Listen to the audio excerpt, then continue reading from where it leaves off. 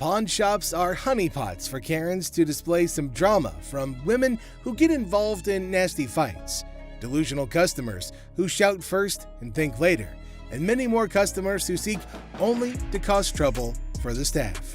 These are delusional Karens on Hardcore Pawn. It shouldn't be a problem. I'm at the jewelry department. Two women walk in to pawn an item for more than they bought it. This lady and her friend bickering. The woman on the yellow-white striped shirt screams like Ashley instead of letting her friend get a good deal. For real. Today, suck my ass. That's what you can do. Yeah, suck his ass too, damn it. A customer comes in to pawn a very old-looking TV and DVD player. This is a type of thing that nobody's interested in. The guy thinks he can't be thrown out of the shop, but Seth proves him wrong. How are you? How can I help you guys today? I want a meat coat today. Should I wear a small? Any color? The brown one right there. Yep. Yeah. Absolutely. I like that one. Really nice. Absolutely. You want to try it on? Yeah. Let me see here. So help me on this. Yeah. You sure this is a small? It's actually a medium. What? No, I wear a small. Try it. Try it. Suck it in. Oh, this has got to be an extra small. Let me see here. Let me see. Let me see. Here, help me on this. I got a bad arm here. Let me see. Let me see. Oh no, extra small, extra small. I think we got it. Got it? We got it? Okay. Oh, that's pretty too. That is it. Somebody else that we can talk to. That's what they're doing around here. I know what I'm doing here. You're telling me you're small. This is a small coat. I want a small. I wear it. A woman wants to buy a coat, but she obviously doesn't know what size she wears. Here, try this one. This is the one. Okay, let me try it. Try it on. Yep. I didn't try anything. Way too big for her. He tried me. Have a nice day, ladies. But I want a jacket, Crystal. What are you gonna do? Escorts to your car. No. I'm tired of this. I am not going nowhere. Yes, you Oh, no. I ain't never coming back. Bye, Crystal. Have a nice day. Seth plays a little joke on the angry Karen and her friend just before he sends them out of the pawn shop. The scene kicks off with Grandma storming into the pawn shop, demanding her money back for a purse that she claims is fake. Now she's not holding back, loudly insisting on a refund while the audience can't help but applaud her fiery entrance. You don't want to mess with a grandma on a mission, so she demands. Les tries to maintain his cool amidst Grandma's escalating tantrum. Now he asks for the receipt, but Grandma didn't expect that curveball. Now she intensifies her demand for a refund, saying she isn't playing games with her hard-earned money, even without a receipt in hand. Now, Les's justifications aren't going to hold water with her. She wants her money, and she wants it now. Headed anywhere, especially in his store. Grandma, however, is in no mood to follow the rules, leading to a showdown where Les tries to put out her cigarette while she vehemently refuses. As the literal smoke clears, Grandma's still not backing down. She demands her money with a threat of legal action, insisting that she'll see Les in court. Les, exasperated, finally agrees to give her the refund just to get her out of his hair. But even as he tries to make things right, Grandma ain't done. She wants a card because she's ready to sue his butt. And with that threat hanging in the air, she finally storms out, leaving Les bewildered and relieved. Les can't help but reflect on how she's nothing like his own grandma, leaving the audience in stitches at the absurdity of it all. The woman on the yellow-white striped shirt screams like Ashley instead of letting her friend get a good deal. Want $25 more? Grow up, act like ladies, and I'll help you. So here you go. Thank you. You're welcome. Why is she taking so long? All of them can suck my ass. For real. Today, suck my ass. That's what you can do. Yeah, suck his ass too, damn it. Comes in to pawn a very old-looking TV and DVD player. This is a type of thing that nobody's interested in. The guy thinks he can't be thrown out of the shop, but Seth proves him wrong. Dr. Death's van. Step right up, viewers. You've heard of Dr. Death, but today's highlight is the van that spotlights as the ride for assisted suicides. Because nothing says vacation like a one-way ticket, right? This is a 1968 Volkswagen van owned by Dr. Death, Jack Kevorkian. by Dr. Death. This is the actual van that he did his first and several other assisted suicides in. Jack Kevorkian was an iconic figure in the city of Detroit. We're not aiming for a Valley of Chrome farewell tour this time. Mr. Big Bucks here wants a six-figure sum. Brace yourselves, because Les has his few concerns all queued up. It is a piece of history. I like buying weird. You won't find another one. The problem is, it doesn't make sense to spend six figures on something like this for me. Well, you either love it or hate it. But I love it. This is definitely a piece of Detroit. A van oozing that delightful combo of creepiness and death vibes. So legit. However, why not throw in another expert opinion? Let's see how that went. So 10,000 ain't gonna buy it. No, I'm in the six-figure range. 20 grand? No. 25 grand. 30 grand. 50 grand? 30. One time. 50. 30 cash right now. Bizarre bikini. Check out this granny of the century who strolls into the pawn shop with an elderly figure that has a lot to do with, I don't know. You have a look and maybe you decide. Which is the doll? I heard that. I'm undressing her. What can I say? A really nasty looking woman, but a very cool item. Yep, that's about accurate. You just saw a long-legged granny in a bikini. All the efforts are done in the name of art. However, our granny here invested in this model. How much did you want for this thing? I'd like to get $500 for it. This thing is art. It's a very cool item, but not for that price. She's really cute. I mean, she's really fun to look at, but it's not going to be even close to 500 bucks. Never mind, that was gonna be a deal breaker. Unless Les had some more quotes to add to the art piece, this stirs things up for the selling mix. Here this woman was playing my game, and I was losing. 200. 190. I'll take it. Will he stop? Okay, schlep it home. You know, I heard my dad saying it wasn't worth the extra $10. Bull. She wants 200. Latex vacuum bed. Look who's spicing up the pawn shop scene. This dynamic duo's got a latex vacuum fetish bed up for grabs. You know, just your average afternoon errand. Latex vacuum bed. A what? A latex vacuum bed. So you have sex with latex? Pretty much. It's like the autoerotic asphyxiation is what Pretty it is, much, correct? yeah. Bobby J surprisingly knew exactly what this thing was. All right, I was wondering, who needs candlelit dinners when you can have vacuum-sealed intimacy? I'm not here to judge. However, here's a quick demonstration. Is it normally when Felix has his hand over his mouth? Normally what they like. I actually used it. Are you breathing? There we go. Not gonna work. It's working. Everyone's a critic when it comes to, what's the word? Innovative sleeping arrangements. Yeah, there we go. And we aren't sure if that ever went up for the big sale. Used it. So how could you not want to do this with him? Because I don't want to suffocate. It's not for everybody. I'm familiar with the bed. Very much so. Just imagine having sex with him. He don't have to hold you. Perfect. Well, now we got that out of the way. Watch your punk ass up, but you ain't taking my motherfucking car. You I got my laptop home. I ain't leaving this bitch till you give me my money. I need my motherfucking air. Time to go. No. Gun cabinet.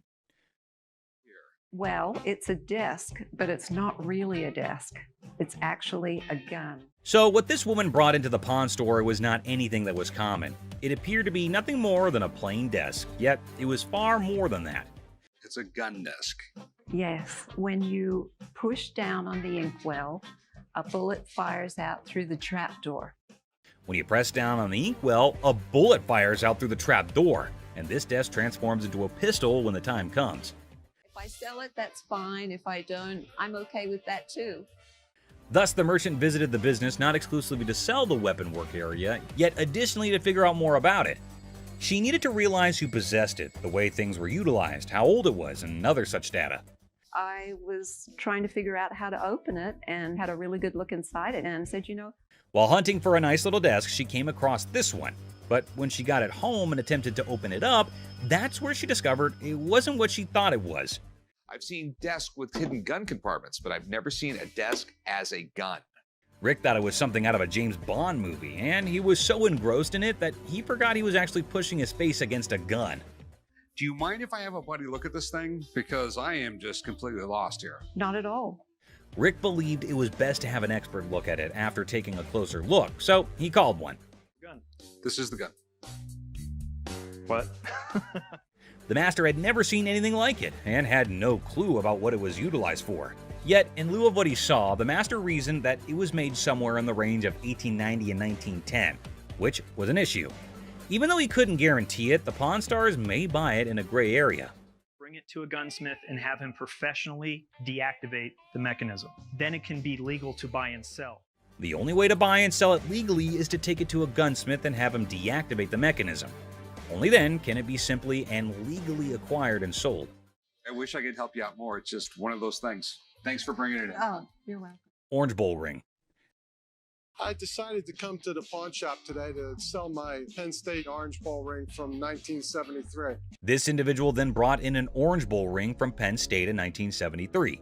He was in the shop trying to sell it since he needed the money for upgrading his house, and he reasoned that it must be valued at least $1,500. Where'd you get this? You know, I went to Penn State and guy down the hall played on the team, and he needed some money, and I bought it back then. The seller claimed that one of the team members needed some cash and that the only thing he had was that ring. Thus, the man paid him the necessary funds and purchased this ring. You know, it was Jeff Clark. He didn't play too much, but he was an outside linebacker for the team. This particular ring belonged to a linebacker named Jeff Park, who was a member of the squad even though he didn't play much. What are you looking to get out of it? I'd like to get $1,500. Okay. Just as he previously stated, the man wanted $1,500, but Rick needed to examine the situation more carefully before making any moves to get the ring. It was then that he discovered that the ring had a problem. The price is reasonable, but it's illegal for me to buy or sell anything when any identifying mark has been removed on an item. The ring was cool, but it was also reasonably priced considering that the engraving makes it completely identifiable. It was no longer lawful for Rick to purchase or sell this ring after the engravings were taken out. I'd be more than happy to buy it off you for $1,500. Problem is, it's like buying a car without a VIN number. The seller was a little confused as to how the removal of a few inscriptions might make the ring illegal to purchase or sell. As a result, Rick and Corey had to thoroughly explain everything to him and let him know that despite their best efforts, they're unable to handle it. All right, dude. Okay. Sorry, I couldn't do nothing with it. Okay. I know 1,001 people I could have sold this ring to and made a night. A fake bill. I have some political memorabilia, the Secret Service ID for J. Howard McGrath, Attorney General of the United States. This individual entered the pawn shop with a $10 bill that had several signatures on it, a White House pass, and several Secret Service IDs. He estimated 1,000 figures for each of these items, but before beginning to negotiate, Rick needed to learn more about them. He was the chairman of the Democratic National Committee when Truman ran for president. Rick was prepared to strike a deal after briefly discussing J. Howard McGrath, the Attorney General of the United States, and how influential he was in Washington politics. But there was a small issue. You got some neat stuff here, and these three things right here, I really want to get checked out. Rick checked everything and concluded that not just the dollar that the man had brought in was counterfeit. Rick had to see the expert to find out if he could purchase the other items since he had a hunch that doing so might be illegal. You don't want. A counterfeit bill is not legal to own. The expert said that the White House pass and the Secret Service ID were authentic and acceptable to purchase, but the fake banknote was a different thing. Thanks for coming in, Mark. Not a problem. You're the best. Appreciate it. Alrighty. Now that the expert had left, Rick was prepared to strike a deal. Aside from the fake bill, he asked the vendor what else he wanted. Yeah, I'll give you $500. Got a deal. All right. You want to write them up? Yeah, sure. The vendor left the store with the cash and the unauthorized bill after the trade was completed for $500. Hopefully he gave the Secret Service the counterfeit bill. In the bustling aisles of the pawn shop, two guys saunter up to Ashley with a peculiar demand. Now they're aiming for a refund, claiming that a bunch of things that they bought from the pawn shop are no longer working. As per policy, Ashley asks for a receipt, and she also asks them questions to verify what the problem is. and/or for a refund. When we got to our work site, it just stopped working. We're in the construction business, declared one of the customers, with all of the air of a seasoned foreman. Now, Ashley was asking, her suspicions peaked about where the power source was. At the work site, of course, was the swift reply, a tad too rehearsed for Ashley's liking. Smelling something fishy, Seth and Les united in their quest for truth. So Seth, being suspicious, decided to plug in all the gadgets to test to make sure that they work. And lo and behold, they worked just fine. What type of work you do? We doing construction. Where's the battery? The battery is at the work site. We on the clock. No, I'm gonna plug this in. Oh, that works. Oh, that one works too. See where it says? But the customers were upset because their demands weren't met. No cash refunds, Ashley reminded them in a very firm but fair tone. But the two customers were unshaken and instead started to grow incredibly irate, raising their voices and bringing things to a head. Yet Ashley stood her ground, unwavering in her commitment to the rules of her trade. With a final flourish, the guys decided that maybe they had better retreat to live another day. And thus, this particular saga came to a close, leaving behind a tale of wit and willpower and the triumph of honesty. No cash refunds? It don't matter about that. What y'all gonna do is give us our money back right now. You gonna lose something to give it to you. Listen, guys. Listen. What you talking about? Give me my money back right now. This scene shows a frustrated taxi driver approaching a man waiting in line at a pawn shop and demanding money for a $90 fare. But the man's attention is on receiving the money, so there's an argument. Tensions escalated because of the man's insistence on waiting in line and the cab driver's irritation. Hey, dude! Come on, give me money. Do you see I'm in line right now? Yes or no? You stand in line to what, man? I want my... Excuse me, hi. What's going on here? First off, The man owe me money Hold for on. his ride. Why is he yelling at you? because I owe him money, I am in line to get the loan for the car. The situation takes a comedic turn when a third party, including Ashley and Byron, unaware of the initial conflict, intervenes. Confusion ensues as they try to understand the situation, with the cab driver emphasizing his need for payment while the man remains determined to wait for his turn in line. The introduction of the man's girlfriend in the cab adds another layer of chaos to the mix. Report? Yes. Okay, supposedly the cab driver dropped this guy off here because he wanted to get money for his jewelry to pay the cab driver. Give me $45. I have to pawn this. Just wait, you can wait. No, I ain't waiting no more. I'm gonna get this woman and get her the hell out of the car and I'm gone. What woman? You have a woman in the car? Yes, that's my girlfriend. He's asking you to wait 5 minutes? No, I'm out of here. Okay, then you can go. I'm gone. Okay, go. The cab driver chooses to take matters into his own hands as tensions escalate and violently extracts the man's girlfriend from the car. The man objects, and things quickly get out of hand, with the cab driver and the man at odds about taking the woman out. The taxi driver is demanding that the woman get out of his car, which makes the whole situation even more ridiculous. All right, come on, get out of my car. No. Come on, get out. Get out now. The next thing I know, the cab driver is pulling this girl out of the cab. Hey, get your hands off. Get your hands. Hey, get out now. Hey, get your hands off. Get your hands off. I'm Don't touch it. Don't touch it. Don't touch it. Get out of Don't my touch car. it. The conflict reaches its peak when the man's frustration boils over, and he threatens to drop the cab driver like it used rubber. Eventually, cooler heads prevail, and the man offers a solution. The cab driver can recover his fare and avoid more conflict by having another cab call. There's never a dull day at the pawn shop, to be sure. I told you I was going to pay for it. Yes or no? What are you going to do? You want me to drop you right here? I'll drop you like a used rubber. Sounds Get in real your good. car and go. Yeah? You really Get want- in your car. You know what? I have the best idea. I will buy you a cab. He can be out his money because outta he's here. demanding it. The boyfriend got in the taxi driver's face. I don't blame him. You don't touch somebody like that. In this episode, we've got Les who's greeting a customer. Now, the customer's looking to sell a TV and asks how much Les is willing to offer. Les mentions that they typically sell similar TVs for under $250, which prompts the customer to express her desire for $500. Les naturally balks at the request, stating that he can't offer that much. But the customer then starts negotiating, asking what she needs to do to get the $500 that she wants. Hi, I'm Les. Nice to meet you. I'm looking to get rid of this. How much did you want for the TV? I want $500 for it. That's what I was thinking. We actually sell them for under $250. Okay. So I could give you 100. 100? 100.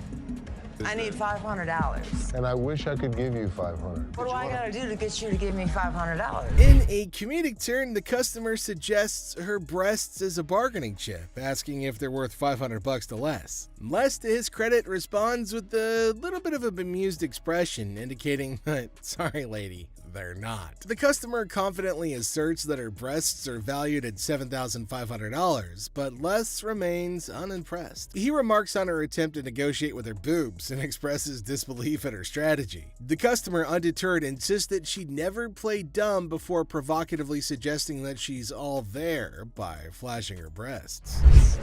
Are these worth $500 to you? Not really. No, these aren't worth $500. Really? There's $7,500 for these, okay? $7,500. I want some. He was one of those people that tried to negotiate. What can I say? Les maintains his professionalism, refusing to be swayed by the customer's unconventional tactics. He humorously remarks that anybody who flashes their breast in a store must be all there, to which the customer confidently agrees. However, Les ultimately declines her offer, suggesting that she go elsewhere. Oh, I am all That's there. what I just said, and I could see. All there. You were all there twice. Thank you. Forget it. Thank you very much. Charles' briefcase. Sit down and buckle up for this one, peeps. Remember Charles Lindbergh, the solo aviator?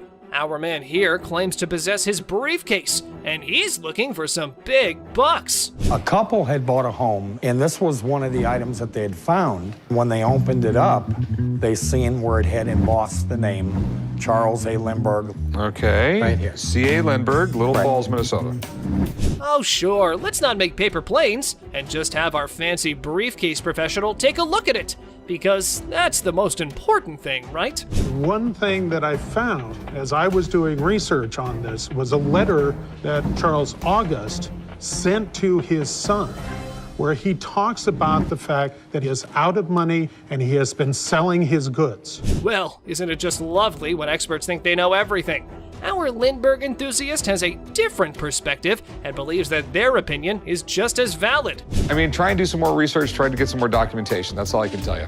All right, will that change your mind? Depends on what you get, okay? All right, thank you very much. Have a nice day, man. All right. This did not belong to his father, and I will prove that when I come back. It's gonna cost a whole lot more. Led Zeppelin. Prepare your stairway to rock heaven. Cue the legendary Led Zeppelin.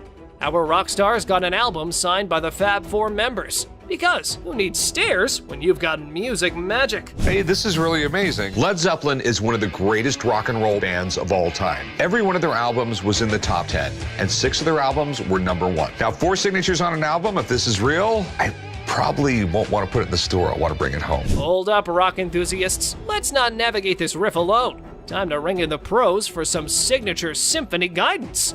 Here's how that went. Based on everything I've seen, absolutely no doubt this is the real deal. Sweet. And what do you think it's worth? These things just really don't exist. But with that said, I put this value right at about $10,000 to $12,000. Whoops, that just triggered a button. But hey, Rick's unfazed by our shenanigans and smoothly sails on with the negotiation journey. My best price would be $17,500. This is history. Yeah, I mean, I'd go 8,500, but I'm sorry. You know, okay. I appreciate the offer. Golden State Warriors ring. Guess what? Cupid's been busy, and our Romeo's on the hunt for a championship ring to dazzle the lucky fiancé. Game on, love-struck champ. So what I did was I brought pictures of another 75 Golden State Warriors ring. Okay. And as far as the pictures are concerned, they match up. Yeah. It's perfect. Here's a Shakespearean plot twist. Romeo's seemingly out to give Rick a trigger. Come on, dude, you're facing a pawn shop titan. Let's see how this drama unfolds. It's not testing. That's because you have a really cheap tester. Do you have one of your own? Yeah, I have my own stuff over there. Yeah, I mean, if Mr. Romeo came in ready to take down the big G. But plot twist, the universe decides to serve him a slice of humble pie instead. Anyways, here's how things went on from that point. any 11 grand, that's what I can do. That's your bottom line? Yeah, best price. Fair enough. I mean, I'm disappointed, but it's, you know, it's your property, you own it, and you got to do what's in your best interest. Right. So. All right, no problem, man. Yeah, thank you. Thanks for coming in. He knew he was in trouble once we walked through that door. Joe, what did you steal from me? Tell me the truth.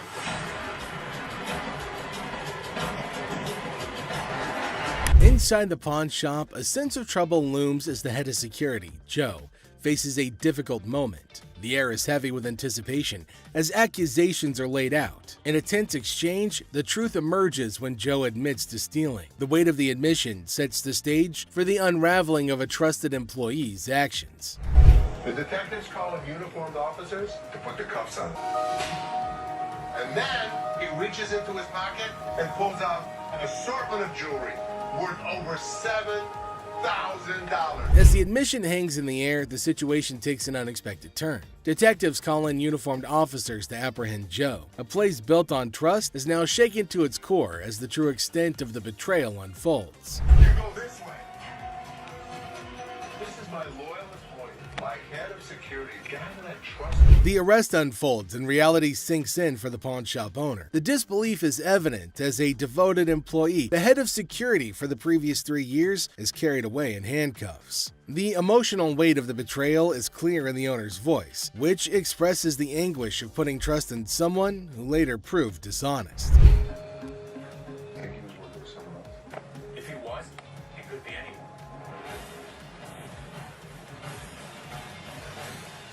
As the scene unfolds, questions linger in the air. The owner ponders the possibility of Joe working with someone else, leaving the situation shrouded in uncertainty. The aftermath of the betrayal raises concerns about potential accomplices and adds another layer to the unfolding drama. The final seconds leave the audience in suspense, contemplating the true extent of the security guard's actions. Are you her customer or mine? I'm talking to you. Come on. This lady got so irate because she wanted to be next in line. She wanted to be first. She felt that she was the most important out of every customer. You're next in line, so let me be right with you. Okay, well, come on. It doesn't matter. What the are you? You're not the police. I can talk to whoever I want to talk to. What are you going to do? You offer it now. In the opening scene, Ashley is at the counter with a lengthy line of customers. A sudden disruption occurs when a black woman attempts to cut in front of everybody else. Ashley confronts her, asking, "What are you doing?" The woman becomes upset, but Ashley firmly asserts, "You can't do that stuff here." Goodbye. Come back here. Let's talk right now. Take the receipt. What would you like to do with it, ma'am? I want to pay. Well, you have to go to those windows. No. I come to this line any other time. Not at this window. It's Okay, well, I'm not going to stand in the line. in the wrong line. Get in the other line. And I'm not going to get in another line. I'm going to walk straight up to the damn window. We won't take The woman continued standing in line at the counter. Les approached her, inquiring about the situation. She explained that she wanted to pay, but refused to move to the next window. Les informed her that in the pawn shop, crossing others in line isn't allowed, emphasizing the importance of waiting your turn. care of you. Well, y'all just only come. See this lady here? All the other customers. Okay, and I always come to this line. I'm sorry. You have to stand in the other line. Okay, well, I'll be back before y'all close. You can do whatever you want in this line. She can't. Can't wait your turn. We'll be back later.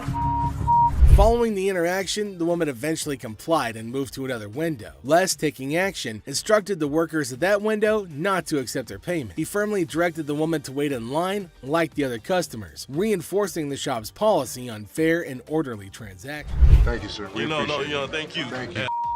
Thank you. Yeah, jackass. Take your Bitch. Take Yeah, that's you. and get it. You make me. We don't, Sir, we don't want please. this. You can take this stuff. Sir, And sir, put it where the listen. sun don't shine. Listen. I don't know what the problem was. As the interaction begins, the customer expresses gratitude, but the tone takes an unexpected turn. Tensions rise as the customer's language becomes confrontational. The shopkeeper, addressing the situation calmly, refuses to tolerate mistreatment. The dynamics shift from appreciation to conflict, showcasing the challenges of customer service in a brief yet intense moment. Came in here, tried to spend my money is what I did. That's what I did. Okay. And come instead of trying to come in here, I'm not even talking to you. I need a liver transplant. Why? Seriously? They didn't even look at these cards. Sour Patch Kids. The narrative unfolds with the arrival of another customer, visibly intoxicated. The shopkeeper navigates the encounter with a mix of tolerance and assertiveness. The customer attempts to engage in banter, revealing signs of alcohol influence. The shopkeeper, unswayed, maintains composure and subtly addresses the situation, highlighting the challenges of dealing with individuals under the influence. Not even out here trying to get this $30. Not paying on my. Wow, 50 for that. Jeff, take him out, please. Better not put it in your car.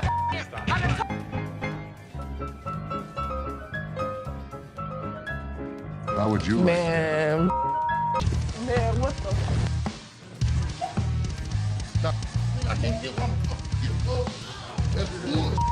In this segment, a discussion ensues about cards and a potential liver transplant. The shopkeeper encounters a situation where the customer's intentions are unclear. Misunderstandings arise, and the shopkeeper skillfully navigates the conversation. The dialogue touches on humorous elements while portraying the complexity of communication in a retail setting. Hi. Hello, how are you? Good, how are you? I'm well. I'm here today. I want to pawn my computer. I'm trying to get my son into a technical high school. I know it's ugly, but it's No, I didn't say it was ugly. How much you looking to get? Like 175. Oh, that's not enough. I really wish you could give me like 150. Have you ever had it in pawn before? Yeah, I'm a gold card member. Get it for you for the same amount that you've had it in for. What was that? Do you consider the fact that I've been patronizing this business since '97? I really appreciate you're not giving me what I want. Well, I don't give everybody what they want. 157? You done? No, I'm not done. Okay. Do you want the 100? No, I don't. Okay, then goodbye. This customer walks in with a laptop and a price that just won't cut it. Ashley knows this one's gonna have to go. What do you mean goodbye? You can walk out the store. I can. But am I going to walk out? You will. Who's going to make me? I want to see somebody make me leave up out of this giving me what I want. I don't give everybody what they want. 150. Well, if you had As something a patron that's been patron since '97. You done? No, I'm not done. I want to see somebody make me leave up out of this. Are you a lady or are you a child? I don't give what I am. And don't think that you won't. Because all I got to do is make a phone call. You know what? Get out. I'm not going out of here. Get out. Me up. Don't touch me. Touch me. Get out of my store now. I've been patronizing this business since '97. You have an English degree, right? No, I don't. Despite Ashley's efforts to help her, the woman goes ballistic. Felix, the security guard, escorts the woman out, but she doesn't go quietly. I was coming in to try and get like $1,500 for this. Okay. I'm trying to get my baby daddy out of jail, and I've been really trying to work things out with us. I love him dearly. I was his first phone call, you know, so that lets me know that he loves me. Huh? No, not $50. I want $1,500 I'm sorry, for I these. can't help you with that. I said. I don't care what you said. I said I want $1,500. I'm not giving you $1,500. $1,500. I am not giving you. To get my man out, okay? I want $1,500. What part of that you ain't understanding? You need a hug. No, don't give me no damn hug. Oh, you need a hug. I don't want no damn hug. Get off of me. Good day, baby. I don't want no hug from you. The woman comes in to trade baseball cards. However, the only thing she manages to do was initiate a shouting match with Ashley. This one is put out the door fast. Push fight. Two buddies square off in a pawn shop brawl over one friend's attempt to pawn the other's beloved PlayStation without permission. This calls for drama. That took my PS, he trying to pawn my shop. Get my money back. You know him? Yeah, that's my roommate. He trying to pawn my your shop, trying to get some money off, but I want my PS. He owe me money. It's mine. My back. Hey, do me a favor. We're not gonna scream, okay? What's happening here? This ain't your hotel room, spoiled punks. You're just creating a ruckus. Y'all better watch that tone and listen to the pawn majesty. Angelo, Steve, is that his? This between, yes or no? I mean, we just trying to handle it ourselves. That's fine. Steve, I'm gonna ask you one more time. Is it Angelo's or yours? It used to be his. Okay. He owe me money. What else supposed Steve? to do? It's my pay bill. All my coming on, ain't saying I tell you what I'm gonna do with it. I'll tell you what I'm gonna do. All right, guys, you probably want to take your business outside because there are some customers here who are not in a mood to listen to your story. Come take it. Can I see it? Come with me. You know, I'm a pawnbroker. I'm not a kindergarten teacher. You guys go talk about it amongst yourselves, and when you figure it out, then come back inside, okay? Until then, I don't want to hear you arguing. You grown men, not kids, go on. All right. free grab. The girlfriend decided to pawn her boyfriend's Xbox, and now he's on a crusade to rescue it. Lesson learned, right? Pawning is such a brilliant way to solve everything. My girlfriend, she came up here and she got rid of my Xbox 360 and I came up here to get it back. Okay, do you have the ticket? No. I can tell you her name and you can just give me my 360. I can't give you any information about somebody else's account. You just need to give me my stuff. But our man here forgot that this store needs a police report for such incidents. So how about you keep your volume down, gamer? Instead, this is what he does. Can I just have my... We can sell you another one. Well, let me just look for one that I want to grab. Okay, you go that way. Wait, right hey, what here. 360 there, bro? And I'll sell you one. Stop right here. No, ain't no And I'll selling. sell you one for $200. No, I can grab one for free. Excuse me? Yeah, you can heard. do what? What in the world was this dude thinking? He was running around like it was a jogging park. But hold on to your seats. Big Joe was here for a run too. Hey! Get out of here. Get the out. Now. All right, Don't ever step back my You gonna make me move? Get out of my face. My store. Bye. Customer flirting. Imagine you're ready to pawn that chain, right? How about using your charm to score a sweeter deal? Remember Ashley? She had a customer smitten with a better offer. You're the first person I met when I first come here to this pawn shop. Yesterday, I come up here and I got my chain out. Now I got to pawn it again. Well, how much you have it in pawn for before? Oh, I had it on 120. I was going to pawn it for 200. Do you want to take a look at it? Yeah. Just wait, my friend. What's the plan here? You and Ashley? Do you like BFFs? Now, from where this unconditional love stems, suspicion might be knocking at your door. I can't find her name in the system. You sure can keep a woman waiting. Well, here's the thing. I don't even see you in my system. So you lied to me? I do like you. No, you lied. I adore you. I appreciate would not that. lie to you. Whoa, that confession strategy is next level. But hey, reality's the ultimate plot twist, right? Plans in our heads versus the real-time remix don't always sync up. How much did you get on this? I get last time 120. Okay. I'll give you 130. Okay. All right, step on over. I think I've got a customer for life. It's good to see you. Nice to see you. 700 cockroaches. No shiny metal, no problem. Time for a quirky twist. Snag those cockroaches and hit the pawn spot down the alley. Who knew creepy crawlies could be the new currency? Hold the phone, folks. His eerie charm's catching on. They are Madagascar hissing cockroaches. Oh! Ew! Ew! Ew! Ew! Ew! Did you want to see one? No! Close it! Yeah, those gross goodies. He's got his sneaky secrets for that oddball offering. I was using them to feed my Savannah monitors. That is disgusting. How many do you have? If you pick one of these up, they're actually heavy because there's so many of them in there. I really do believe you. Seriously, bro, we're talking a buck a pop. Those things are tough to sell, even as giveaways. It's like offering a lifetime supply of, well, nope. You better take them back home. I wish I had somebody that needed them. Thank you very much. I'm sorry. I bought living creatures in the past. Cockroaches isn't in our repertoire, but the best thing about it, the look on Ashley's face, priceless. That was gross. Next up, we got this interesting thing that you'd never expect at a pawn shop. The guy just pulled in the parking lot with a boat he wants to sell. So Chum and I... Yes, it's a freaking boat. What you're looking at is a 1958 Sea Flight Glastering, and this is no common sight, y'all. Rick and Chum came to take a look at the huge and fascinating boat, and it looks like they already like what they're looking at. 57 Chevy, didn't they? Sure did. Is it a convertible? And how could something start without Chumley's irrelevant questions, right?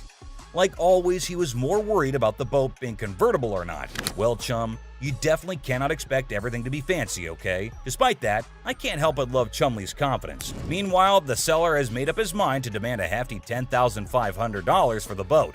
Let's hope he can make just as much from the master of negotiation. And this time, the item in question was a timeless beauty, created in 1958, standing tall, defying the effects of time. Whoever maintained it surely did it with the utmost care and dedication.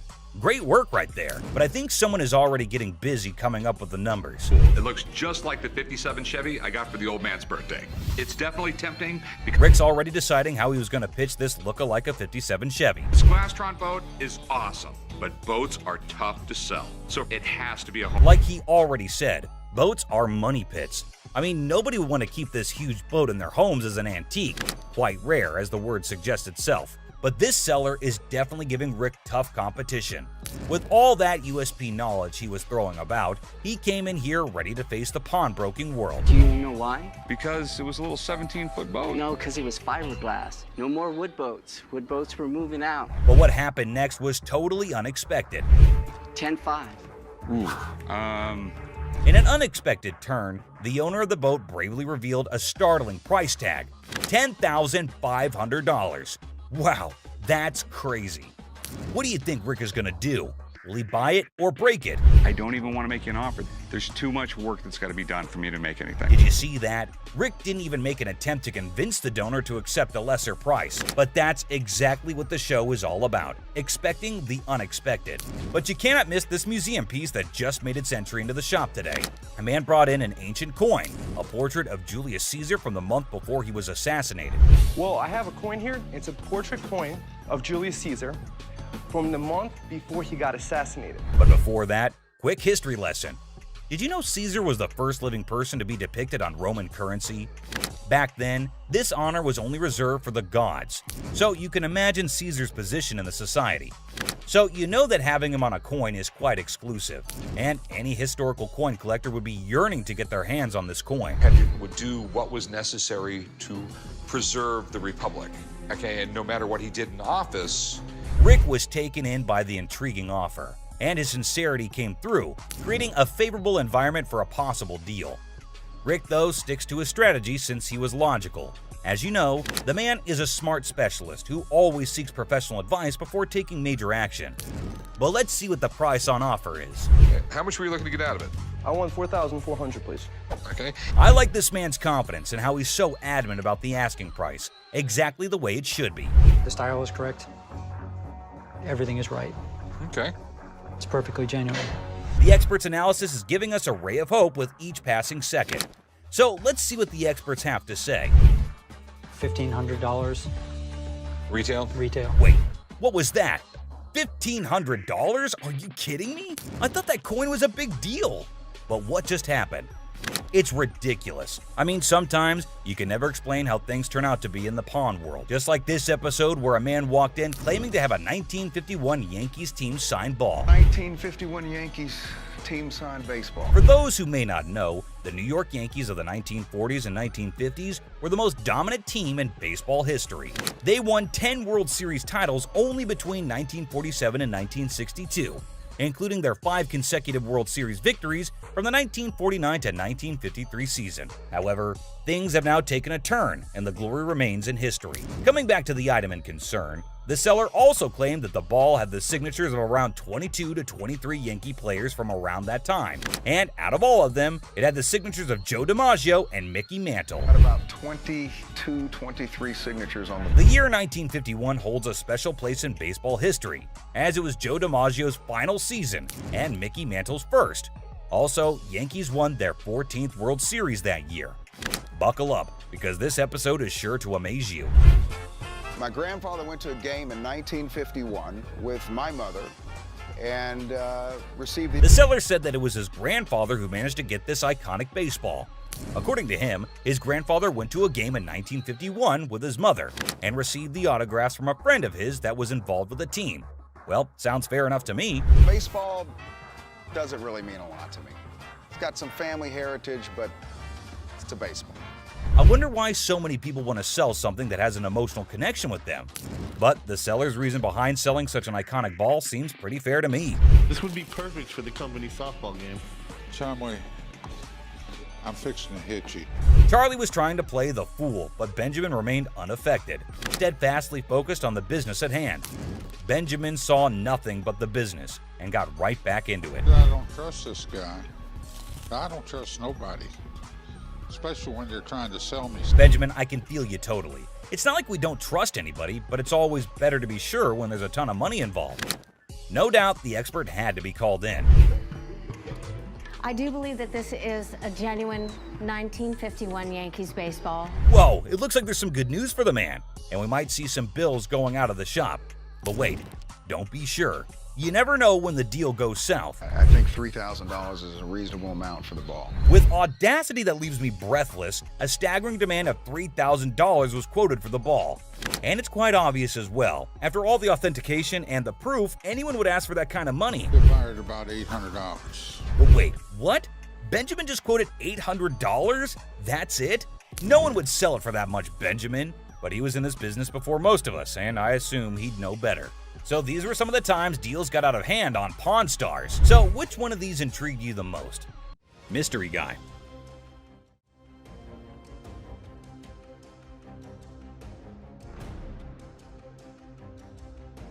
Right there. Here they come again. Hang on to your hats, folks, because we're diving into one wild tale. Picture this, a mysterious dude looking like a secret agent casually strolls into a pawn shop, acting like he owns the place. The shopkeeper, eyes wide open, can't help but stare at this walking enigma. I mean, who wouldn't? He's like a riddle on two legs. Now brace yourselves for the craziness escalates. Our mystery guy isn't flying solo. He's got not one, but two ladies in tow, a trio causing a ruckus. They swagger up to the counter, and out of nowhere, the guy dramatically declares that the ticket he's waving is faker than a rubber chicken. Everyone in the shop, imaginary files included, gasps in surprise. On the ring or get the ring back. She's got a receipt. Let me explain to you. This is a counterfeit ticket. Hold on to your giggles. The shopkeeper, smelling something fishy, turns into a detective. With a sneaky grin, he tells the trio to chill and confidently says, "I'll prove it's a fake." The suspense builds as he brings out the real ticket, examining both like he's some ticket art connoisseur. This is the amount of numbers that are here. Okay. Number 2 is state law mandates. Hold on to your funny bone. The shopkeeper spots the differences quicker than yelling "fake alert" with a big old grin. He declares, "Nice try, folks, but your ticket is faker than Monopoly money." Cue the imaginary mic drop in the background. But whoa, Nelly, the trio isn't throwing in the towel just yet. They get into an energetic discussion, pointing fingers, thrashing arms, and hollering as though they're contending in a yelling challenge. It resembles something out of a sitcom, and you can't resist the urge to chuckle at the idiocy. In the grand finale, our mysterious guy and his partners in crime admit defeat. Looking a tad embarrassed and probably feeling a smidge silly, they storm out of the pawn shop. The shopkeeper, now a hero in counterfeit ticket detection, is left with a bunch of baffled onlookers. And there you have it, a hilarious adventure that's weirder than fiction and funnier than a clown on a unicycle. Comedy gold, my friends, comedy gold. Gun cabinet. Well, it's a desk, but it's not really a desk. It's actually a gun. So what this woman brought into the pawn store was not anything that was common. It appeared to be nothing more than a plain desk, yet it was far more than that. It's a gun desk. Yes, when you push down on the inkwell, a bullet fires out through the trapdoor. When you press down on the inkwell, a bullet fires out through the trap door, and this desk transforms into a pistol when the time comes. If I sell it, that's fine. If I don't, I'm okay with that too. Thus, the merchant visited the business not exclusively to sell the weapon work area, yet additionally to figure out more about it. She needed to realize who possessed it, the way things were utilized, how old it was, and other such data. I was trying to figure out how to open it and had a really good look inside it and said, While hunting for a nice little desk, she came across this one. But when she got it home and attempted to open it up, that's where she discovered it wasn't what she thought it was. I've seen desks with hidden gun compartments, but I've never seen a desk as a gun. Rick thought it was something out of a James Bond movie, and he was so engrossed in it that he forgot he was actually pushing his face against a gun. Do you mind if I have a buddy look at this thing? Because I am just completely lost here. Not at all. Rick believed it was best to have an expert look at it after taking a closer look, so he called one. Gun. This is the gun. What? The master had never seen anything like it, and had no clue about what it was utilized for. Yet, in lieu of what he saw, the master reasoned that it was made somewhere in the range of 1890 and 1910, which was an issue. Even though he couldn't guarantee it, the Pawn Stars may buy it in a gray area. Bring it to a gunsmith and have him professionally deactivate the mechanism. Then it can be legal to buy and sell. The only way to buy and sell it legally is to take it to a gunsmith and have him deactivate the mechanism. Only then can it be simply and legally acquired and sold. I wish I could help you out more. It's just one of those things. Thanks for bringing it in. Oh, you're welcome. Orange Bowl ring. I decided to come to the pawn shop today to sell my Penn State Orange Bowl ring from 1973. This individual then brought in an Orange Bowl ring from Penn State in 1973. He was in the shop trying to sell it since he needed the money for upgrading his house, and he reasoned that it must be valued at least $1,500. Where'd you get this? You know, I went to Penn State and guy down the hall played on the team, and he needed some money, and I bought it back then. The seller claimed that one of the team members needed some cash and that the only thing he had was that ring. Thus, the man paid him the necessary funds and purchased this ring. You know, it was Jeff Clark. He didn't play too much, but he was an outside linebacker for the team. This particular ring belonged to a linebacker named Jeff Park, who was a member of the squad even though he didn't play much. What are you looking to get out of it? I'd like to get $1,500. Okay. Just as he previously stated, the man wanted $1,500, but Rick needed to examine the situation more carefully before making any moves to get the ring. It was then that he discovered that the ring had a problem. The price is reasonable, but it's illegal for me to buy or sell anything when any identifying mark has been removed on an item. The ring was cool, but it was also reasonably priced considering that the engraving makes it completely identifiable. It was no longer lawful for Rick to purchase or sell this ring after the engravings were taken out. I'd be more than happy to buy it off you for $1,500. Problem is, it's like buying a car without a VIN number. The seller was a little confused as to how the removal of a few inscriptions might make the ring illegal to purchase or sell. As a result, Rick and Corey had to thoroughly explain everything to him and let him know that despite their best efforts, they're unable to handle it. All right, dude. Okay. Sorry I couldn't do nothing with it. Okay. I know 1,001 people I could have sold this ring to and made it. All right, buckle up for some wild tales from the pawn shop universe. A dude walks in trying to return a wonky iPhone, swearing he got it from here. Plot twist, no receipt, and he even tried blaming a random worker. Now, that's just the tip of the iceberg. We've got ladies claiming purse hostage situations and others pulling broken TV emotional sagas. Here are the scammers being caught on Hardcore Pawn. This dude who gets totally jacked in Detroit loses everything, even his watch. So he hits up this pawn shop to sell some stuff and make his way back to sunny California. Good, man. I'm Les. Philip, nice to meet you, sir. I'm here from California, do some construction, you know, buy some homes. Made a wrong turn, got robbed, and everything, dude, all my cash. I got nothing left, dude. I got a watch. I'm trying to get some money so I can get back to California. Les hears the guy's sob story, feels some sympathy, and offers $80 for the watch. Not a fortune, but the guy was probably expecting pocket change, so not bad, right? How much did you need? $300-400 just to get on a plane or a bus. He brought me in a watch, a good brand, but it wasn't worth the kind of money that he was asking for. Well, the bad news is those aren't diamonds in it. What do you mean? It's glass. No. Yeah. No way. I can go $80. $80? But no, our hero feels insulted, thinks his watch is gold or something. He's like, bro, normally I get $500 for this watch, and you're offering me 80? Rip off. Normally we go 50, but I'm gonna give you 80 because I like your story. Les isn't budging though. He's standing firm at $80. Now the guy's boiling, calls Les and everyone in the shop garbage. Like my story? So getting robbed is a good story. No. I came over here to Detroit and you guys robbed me. I didn't rob you. You might as well have. You're trying to give me $80 for my watch. How the is that not robbing me? You get $30 more than we normally go. Detroit, man. This ain't gonna happen in Orange County, man. People who are here are garbage, and you're garbage, man. You. Don't come in with us, because we'll you up. Then bam, it's on. Our guy tries to snatch his watch back, but Les is like, nuh-uh, not today. Things get spicy real fast, but he's having none of it. Bob, that's the Detroit way. Go. Yeah. Give me my watch. Outside. Give me my watch. No, give me my watch, please. Give me my watch. Outside. Give me my watch now. Get your hands off me. Or county. A lot better than this. No one's gonna with Detroit. In the D, we are all tough. Let's go. Let's do it. So this customer walks into the shop with this antique necklace, claiming it's been passed down through generations. Can you help me, sir? I'm trying to get a nice deal on my antique necklace. It's been passed down from generation to generation. My grandfather gave it to me, okay? Les isn't exactly doing cartwheels because this necklace isn't blinged out with diamonds or gold, just some crystals. But the customer's on a mission for a sweet deal, even if it's not a precious metal masterpiece. My grandfather gave it to him. But Les, being more into precious metals than history, isn't interested. So how much can I get? Well, you can't get anything. It's not diamonds, it's not gold, it's just crystals.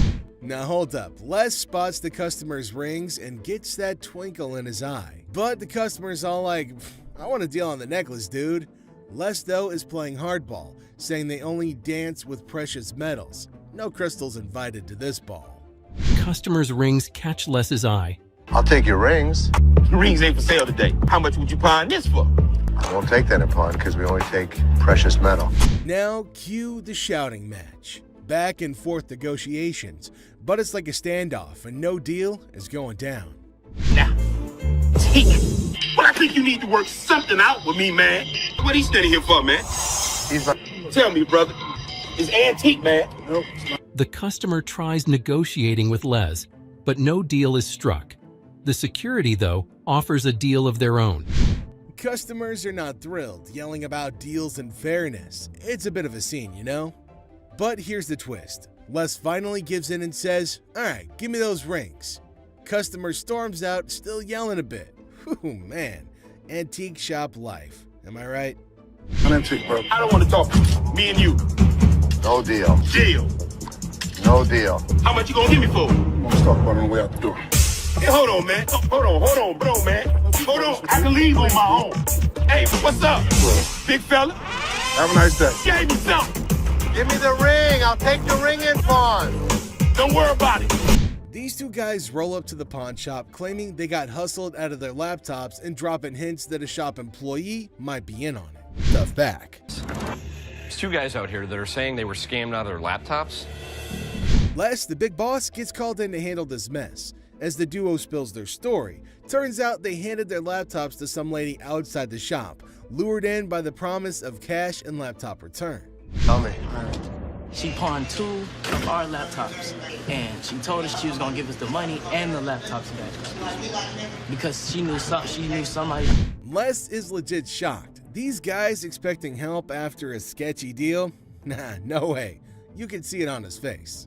Neither. Okay, wait, you pawned something? Yes, she had the ticket. When did you pawn it? Today. Now the guys want Les to switch the ticket for the laptops, but Les is playing detective. He's like, when did this supposed pawn deal go down? Today, they claim. Les smells something fishy and wonders if his employees are pulling a fast one, out of his way to help them. That's what we were trying to contact the owner because we want. I am the owner. I'm just trying to switch the ticket so she can't have them. You can, it's in her name. Legally, Les says the laptops belong to the lady. He can't just hand them over. The guys are desperate, suggesting a name switch on the ticket, but Les is like, nah, those laptops are technically hers. I wanted to know if I can't do it because, according to law, they belong to her, not you. Oh my God, Sal. Okay, so Les is in the mood. If they can ID the employee involved, he'll hand back their computers. They leave, but they can't deliver, depending whoever the employee is. If you can find out which one of my employees, you give me the guy's name, I'll give you the computers. Find me out what I need to know, I can make magic happen. Les, a pawn shop pro, suggests they hit up the cops and file a report. Guys are desperate, try to negotiate, but Les shuts down any rule bending. Every transaction we did today is still accounted for, so it's here. All you guys need to do is fill out a police report. We can handle it that way. Les shuts down any notion of bending the rules, highlighting that their laptops belong to the lady. Any way I can just switch the name. No, because they're in her name. They technically belong to her. And they don't belong to her. Les makes it clear they're not getting their stuff back without paying for it. If any of that. Inside job, and once we figured out, we came back and trying to tell you. No, that's not the way it went. That's not the way it went. The way it went was, you pawn your laptops to this pawn shop. Les drops the truth bomb. No laptops without paying. It's a lesson on greed. Here's the way it works. Nobody gets out of pawn without paying for it, and nothing goes out the back door. The boy still thought, hold up. So this dude walks into the shop all chill, just looking for some help with the table. But out of nowhere, he switches to R-rated mode, throwing around some colorful language. Let me lay on this mother. This is a sex table? Damn, I'll get some on this mother boy. Come on, Ashley, man. Les isn't having any of it. Bitch, that's what I've been screaming for. Come here. Get your ass over and shut up. He's like, Ashley, we need backup. Shut this down. Now it's getting wild. Dude is on a bed. There's commotion. It's like a party, but not the good kind. Get kicked in the face? Look, let me ask you something. No, you be quiet. Look, come this way, baby. If you let me, I'll be slapping that ass. Les steps in and drops the truth bomb. We're not turning this place into a free-for-all. But hold on, he's not just playing referee. There's the threat of a face kick. Yikes. Really? We don't think so? You don't disrespect my daughter-in-law? Les isn't messing around. He tells the customer to get off the bed, making it crystal clear, don't mess with my family. His family. I'll tear that up, boy. I'll tear that up. Tear that out of here. Understand that? The customer throws out an apology, but man, what a scene, right? I'm sorry, man. I'm sorry, Les. I'm sorry, man. This guy, Mark Hollingsworth, waltzes into the shop with a kind of sketchy idea. He's all like, I own this company dealing with watches, cars, and parking problems. But trust me, his sales pitch is as smooth as sandpaper. Yes, Mark Hollingsworth. Mark Hollingsworth. Do you have a company out that does any of your, watches your lot or anything like that, takes any of the cars out? We do. Right off the bat, it's clear Mark's trying some passive-aggressive marketing. Les isn't buying it, though. Mark's still pushing, suggesting towing away illegally parked cars. Les, smelling potential scams, puts his foot down. No signing anything. Better business venture than what? Well, then probably what you're working out right now. Man, I must be missing something. Okay, well, there's nothing to be missing. If somebody's parked illegally, we want to be... Tension builds as Mark insists on linking their businesses. Les draws the line, saying Mark can't come in and shake him down. It gets really intense, and Les gives Mark an ultimatum. Leave or get tossed out. I want the business. We're kind of working the area right here. What does that mean? Well, I'm going to give you... Les, not one to back down, successfully kicks Mark out. Mark, feeling a bit defiant, says he'll be back, but Les isn't bothered. He's like, you're not welcome here. But he just won't get a clue. This is going to be our business as well. No, it's definitely not going to be. Listen. No, you listen. You are not coming into my business and trying... Very nice way to promote a business. Right here, Here's the way it's going to work, sir. You can leave nicely, or we can throw your ass out. I tried coming Nobody in here. comes in here shaking me down. Do you understand that? Les has got grit and refuses to fall for dodgy deals. Mark's attempt to twist his way into a business thing totally backfires, leaving Les with one message. His pawn shop isn't a playground for shady schemes. I'm not leaving anywhere right there. Yeah, of course you're not. I'll be back in this. All right, come on back. And him, and... Well, at least they managed to buckle up for this one. A dude storms in on a mission to find the perfect anniversary gift, a watch for his wife. It's their anniversary too. Sweet vibes, right? The next customer comes to the store in search of the perfect anniversary gift. I need to get a watch for my wife's anniversary. It's not your anniversary too? But hold on, he hits us with a curveball. Wants to trade in a necklace that supposedly belonged to his grandma. Mine too. She said, this belonged to my grandmother. Probably worth a lot of money. I just want to bring it up here and see what you think. Maybe we'll do a trade for a watch. Plot twist. Les finds out it's a fake. Oof. But this dude still got game, pushing for that watch trade. When he discovers that the necklace he brought is fake. Well, do you really want me to tell you what I think? They're not real. But it was fake when it was made, and it's still fake. What are you going to give me for this? I want to trade for a watch. It's fake. I'm not interested. Les ain't fooled though. He's like, nah, that necklace is worth zilch. The persistent husband insists on making a deal. Let me see what you got in watches. And so what are you saying? This is worth absolutely nothing. Absolutely. The situation. And then it gets spicy. The persistent husband starts trash talking Les's family. Big mistake. I am? Okay, I've seen your wife. Lucky you. Yeah, lucky me. Oh man, big mistake. Les draws the line telling him there are two things you don't talk about. Wives and family. I don't think so. This crosses a line for Les. Listen, mother, two things you don't talk about. Wife and my family. The little boy and that. It heats up. A little scuffle breaks out and security has to step in. Badass daughter of yours. Get off of me, don't. Where you got to go? Les isn't letting it slide. He's like, get out and don't let the door hit you on the way. Lied. I hurt you guys so bad. Sure you You will. better get the two people, fat man. Get the out of 2, 3, 4, out the door. Ashley's dealing with this guy who wants to pawn his grandma's ring, and it's kind of a bummer because she recently passed away. Sad vibes. My grandma just passed. I'm sorry. I was like hoping to see what I could get for this. Okay, so whose ring is this? My grandma's. Ding! But plot twist. Ashley checks the ring and bam, it's fake gold. The guy can't believe it, goes from sad to frustrated. How much is your rent? $300. Okay. Unfortunately, it's not real.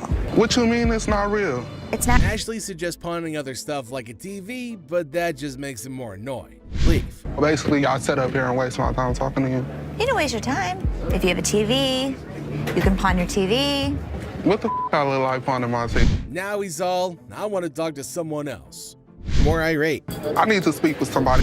Big snuggle buddy Byron steps in, sensing trouble. The guy's getting more heated, and Byron's like, calm down, lower your voice. Tell me lower what your to voice. do. Don't Lower put your your voice. finger in Lower my your face. voice. Lower your Don't voice. put your You got finger me. in. Then it gets crazy. The guy threatens Ashley. Byron's not having it, tells him to leave. But nope, the guy stays put. So Byron has to physically escort him out. Ashley and Byron are like the peacekeepers, dealing with the chaos and keeping the shop in order. Headed to threaten Ashley, an action that wasn't very well received. Bitch, I'll be back, bitch. Let me around, mother. You're talking that now, get the hell out of here. Here comes a young man eager to make a deal at the shop. A young man comes into the shop. He's waving something around, claiming he wants at least $100 for it. Les, the owner, isn't having it, saying it's not worth that much and offers him $20 instead. To the shop. I'm trying to see how much I can get for this. I'm trying to get at least $100 for it. $100? Yeah. I won't even be able to sell it for near that. So how much can you give me, man? $20? The young man is not thrilled, insisting he needs at least $100. I need my money. I'm gonna need at least $100 for this. You paid $200 for that, I overheard? I'll sell you like 4 of them for less than that. Why would I want to bow? I'm trying to get. Tempers start rising and he's yelling for more staff, demanding to see a manager ASAP. Les, sensing the commotion, steps in. $. Why is there more staff out here? Get some help. I've been waiting for an hour. I need to see a manager right now. The situation escalates quickly as the young man disrespects Les, calling him old man. On. What the you gonna do, old man? Who you calling? This sets Les off, and in a moment of rage, something regrettable happens. Les takes charge, telling the young man it's time to go, and the drama unfolds. Something he will regret later. Who the you calling him? Really, mother? I got this. I got it. You wanna give me more than $20? Get out. Les takes matters into his own hands. Time to go. Nikki's got this customer who's upset about the cash offered for her golden bracelet. They usually give me 3. Okay, gold dropped, so. That's not my problem. She expected $300 like last time, but Nikki says it's $250 now because the gold price did a little dance. She started clamoring for a manager over and over, like that was gonna solve anything. I want to speak to your manager. What price did you give her?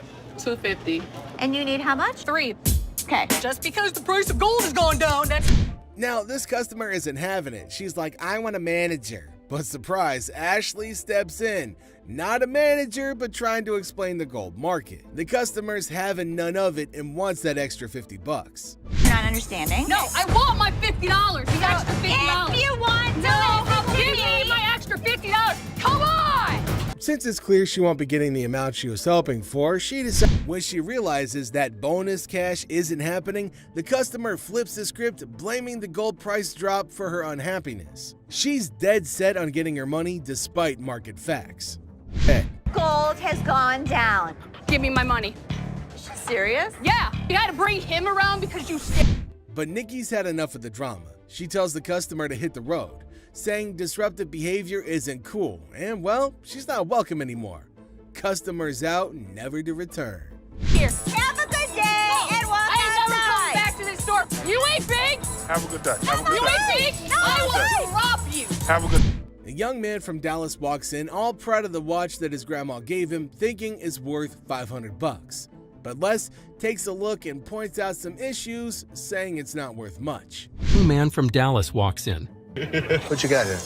That's the watch my grandmother gave me. And how much did you want? I'm trying to get 5. The guy's not having it. He wants to talk to someone who knows their stuff. Yeah, you see this discoloration on the side? No. Rose color metal in there, looks like copper. I see gold. But it's not gold. I wouldn't be able to take it. Can't give me nothing. Les tries to reassure him, but things go south. The guy's all frustrated, claiming his watch is worth $500, demanding to talk to the jeweler. Sorry. Can I talk to somebody that knows what they're doing? You can talk to me. Les, you're bullshitting me, man. I have to get home, man, this week. I understand that, but it's got no value. It does have value. Things begin to go south. This is a bunch of bullshit, man. I want to pawn my watch that's worth $500. Let me tell you talk to my jeweler. Now, when the jeweler says it's basically worthless, things get wild. The guy goes off, and before you know it, he's getting escorted outside unceremoniously. Well, this guy's been in the jewelry business all of his life. He wants a $500 loan on a watch. What can you do with him? What are we doing? Well, I wouldn't really call him names. We're not calling you any names. Outside, he's still fuming, dropping some colorful words. It's a full-blown scene at the pawn shop. The guy wants his watch back, but Les isn't having it. Nothing. Stop being a bitch. This is the worst pawn shop in the city.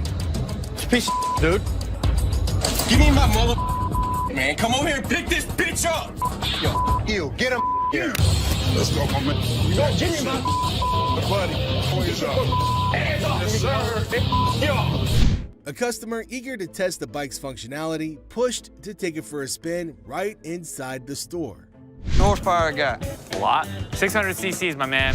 Seth, smelling something fishy, hesitates but agrees to check it outside. The customer, though, pushes to ride it down the road, making Seth suspicious of his motives. It's just pretty wild. I want to see what it's got. Can I get the keys? I want to see if it starts. I'm not turning it on in here, but if you want, we can take it outside. Now, it's clear that this customer might have some sketchy plans. Seth, playing it smart, doesn't let the guy take control of the bike. Faith in a person he just met. You can't let me take the bike down the road. Now, the customer, thinking that he's all tough, brings in a friend, calling him his dog, trying to challenge Seth's authority. Let's try it out. Who's this guy? That's my dog. That's your dog? That's my dog. But guess what? Seth's got backup. Byron and the crew. Byron is known for his muscles ready to keep the peace. The customer, yeah, feeling overconfident, tries to provoke Byron, but it backfires big time. Byron takes charge and kicks him out. Understand? Why? You got somebody that's gonna stop me? Byron. Come on. Man, I don't need your dog. Come on, dog. You get over here and take care of this light work. Byron's big presence shows that loud barks don't always mean a big bite. The troublemakers learn the hard way that messing with Byron is a bad idea. It don't matter where the fuck I'm from, man. You stay the out my face. That's all I can tell you. Show you whose face I'm gonna get in. This your dog, right? You get up Have a nice day. Have a nice day. Out my face. Drama in the store, and Byron's not having any of it. I guess I had a big bark and a big bite, because I pushed both of them out of the... It's time for a showdown as the customer's all worked up about his busted lounger from the shop and he wants his money back. But surprise, he didn't keep the receipt. Money back. Ab lounger I bought here, man, workout. Now, this thing obviously couldn't handle what I was doing on it. So 2 days later, it don't even work. Let's lay it out. No receipt, no refund. But this customer's not having it. He's all about the money, not interested in an exchange, and things get loud. Security's on standby. Necessary to keep the receipt. I don't have a receipt. I didn't think I needed to keep it. There's nothing I can do for you without a receipt. If you had the receipt, I could give you an exchange. I could give you some. I don't want an exchange because it's probably going to be some again. How about you just get my money and then we won't have any more problems with this. The customer keeps pushing, not caring about security or anything else. He's dead set on getting his money back, even throwing out threats. I need my money money back. Not gonna do Yes, you are. anything. And like all this That's security great. standing around or whatever, I don't give a He's rat's not ass my- about that. There better be some money. When he sees security, he gets a bit jittery but doesn't back down, demanding even more backup. It's a feral showdown at the pawn shop. Reaches the point of no return. Don't touch. Come on. Come on, man. Let's go. Really? Let's go. I told you last time. We got you, buddy. Bring a couple more. Come on. We got you. Bring a The Gold family gets hit with a shocker when they catch their own employee, Christina, in a sneaky scheme.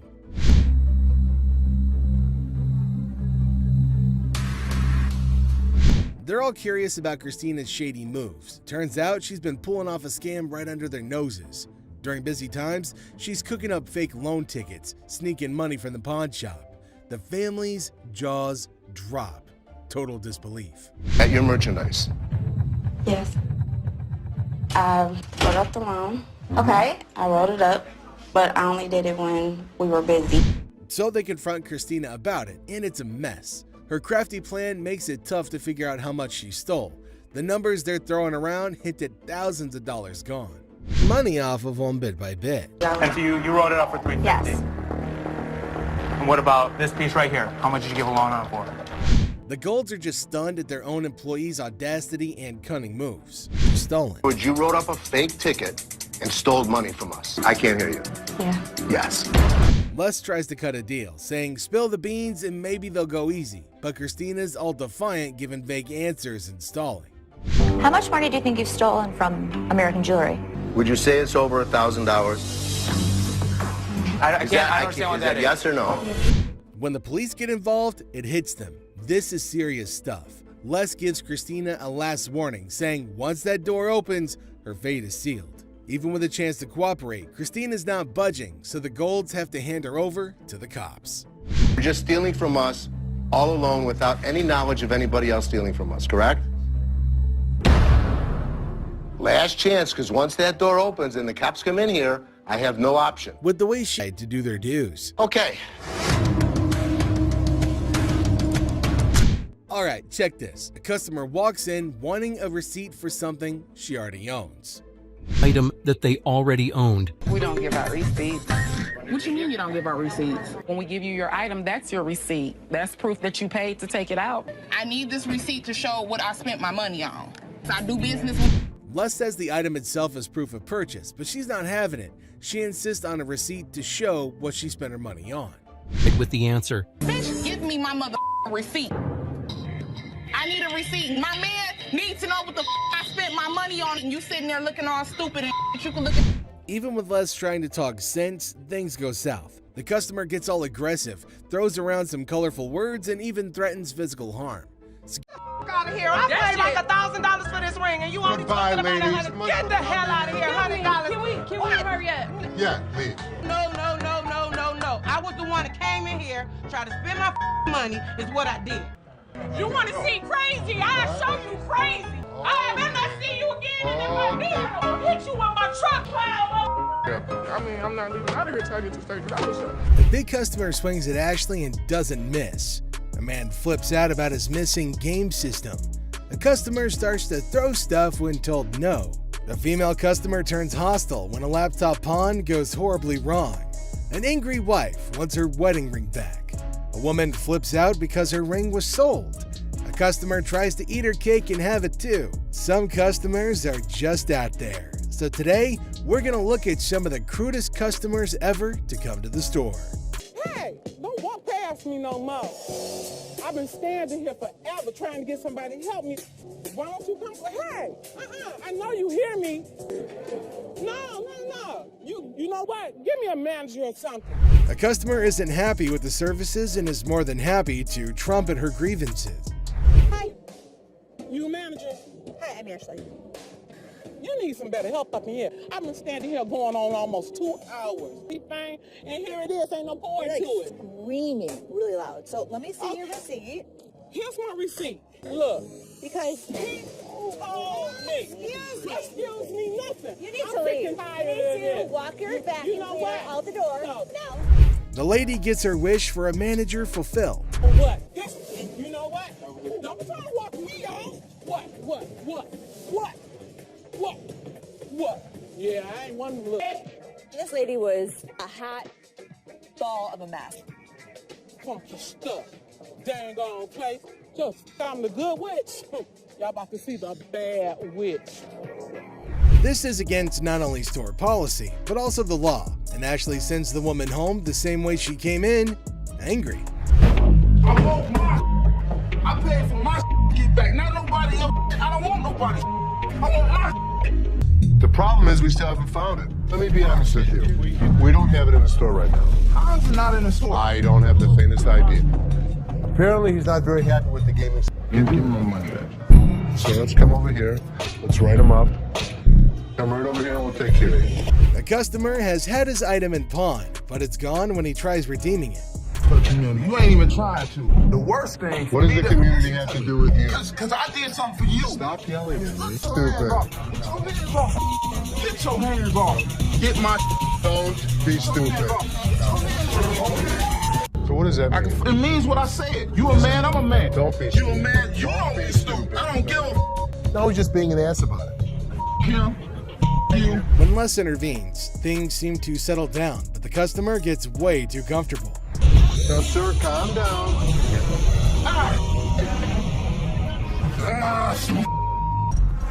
I give you my word, whatever I owe you, you're gonna get. Here's what I can give you. He finally calmed down and we struck a deal. This was one of those situations that should have never happened. The problem was, Seth's guys f***ed up. He tells me I can run stuff, and then he doesn't give me the power to do it. Let me make the decisions. You have to trust me every once in a while. Just when you think it can't get worse, it does, as the man goes for Les's throat. Good. What's up with this? Give me 1 second, sir. To be honest, I don't think we're gonna take them, brother. You say what? Go get somebody for me, dog. This made me act up. Yeah, what's going on, man? What's going on, cuz? 40? No. Yeah, I'm not interested.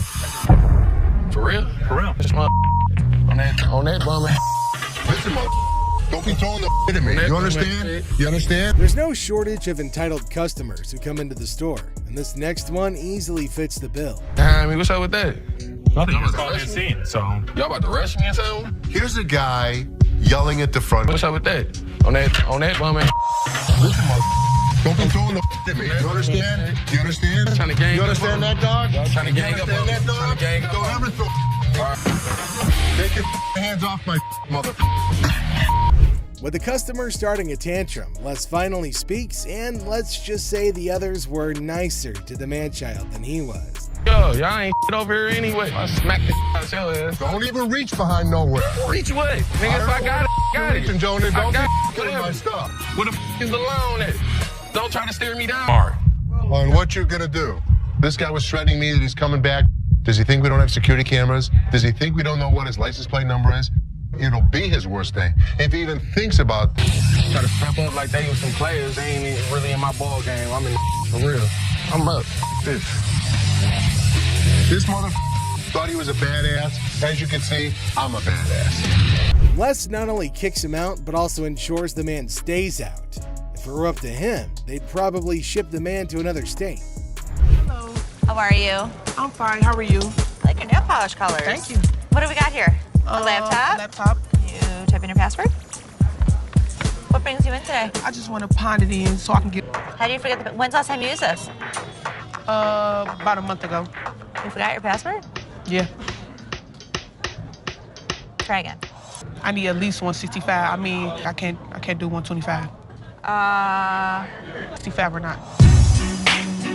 When a lady comes in with her laptop, she forgets her password and manners, but Ashley can only help her with one of those problems. Okay, I know what, I ain't got time for it. It's like you don't like your job. You don't like your job, you shouldn't work here, sweetheart. I'm sorry, you really shouldn't. I am respectful. Learn how to talk, learn how to talk, learn how to talk. Have a good day.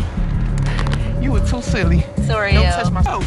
Flat out. You done? I don't give a like I said, I don't care. I can take my business somewhere else. The lady obviously doesn't like the sound of $150, and the negotiation goes downhill from there. Lady, or are you a baby? Excuse me, sweetheart. Hi. What the you looking at, bitch? What the you looking at? I'm talking to you, bitch. What you looking at? You know what? Take this outside. What the you looking at? What the bitch? You fat bitch. Fat ass bitch. Broken. With a fat ass bitch. Go walk somewhere, bitch.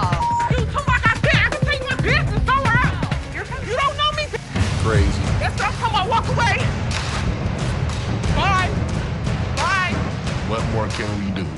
Since the lady won't stop talking, Ashley engages her, and it's like setting fire to dried sticks. Hi, manager. That's me. How can I help you? My wedding ring that's $5,000, you guys have it. I want it back. Okay. Give me a ring. Yes, he took it because we're having financial problems. I get why he did it. I just want to come in. No, I didn't make a police report. The hell am I going to make a police report for? I'm not going to call the cops on my husband. I'm coming to you to get my... For the ticket? Oh, my God. I want my ring. Can Okay, you so get let in the me- computer Okay, so and let look me up the name, okay, tell me how so- much I owe you, and give me my... Nothing is scarier than a woman with a vendetta, and Ashley's best effort to handle this one with care absolutely fails. All I want. Okay, so let me explain to you how this works. First of all, I don't just look up somebody's name and give you their information. I didn't ask you to give me the information. Give me my ring. You bring your butt out here and you assist me out. Please, bring it. That's all I want is my ring. No! Up yours. I want to see you walk outside. Come on. You're so big and bad. Yelling, screaming. Can't type anything to a computer. Oh, this bitch. I'm going to come back and get my... I promise I'm going to come... The lady doesn't appreciate Counselor Ashley, and the exchange turns sour. American J. Oh, hell no. You should have Well, somebody gonna pay for it, like I said. I'm not paying for Bitch, you might as well get off the phone because somebody about to too pay bad. for my... Hey, you... The lady comes in armed with her TV and a vast vocabulary. The Golds might not like the latter, though. When I came the door... So how did she break your TV? Because I told her to hold the door and I dropped it and it cracked. See? It's cracked. Okay, so what do you want me to do about it? I don't know. Is you the manager? Yeah, so maybe You you the want to... manager, but you ain't act... I don't know what this lady was all about, but how dare you come in my store and make a huge scene? Don't trust me. What is you gonna do? Bitch, you gonna say Don't act stupid. The ladies might come to blows, and Ashley steps in to keep that from happening. You is the type that will get smacked. Really? Really. Try it. Y'all got me up. You have Go get 1 my minute TV. to get your out of her phone. Bitch. Ratchet ass. Don't trip. What's up, bitch, and fix your makeup. Don't trip. Bitches, you go. Whoa. Hit yourself in the head. Yeah, this what I would have did to you if you would have came close. I did. The woman does not like being evicted and transfers her anger to Ashley, but she isn't the first sassy customer the staff's gonna handle.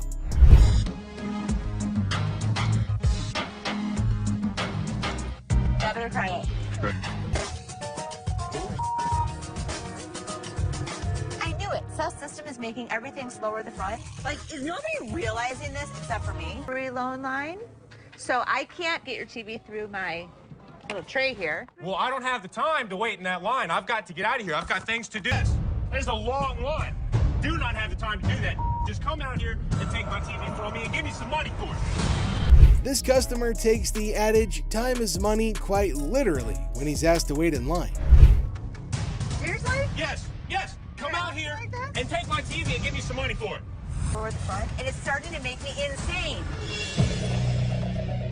Here's the TV. I need some money.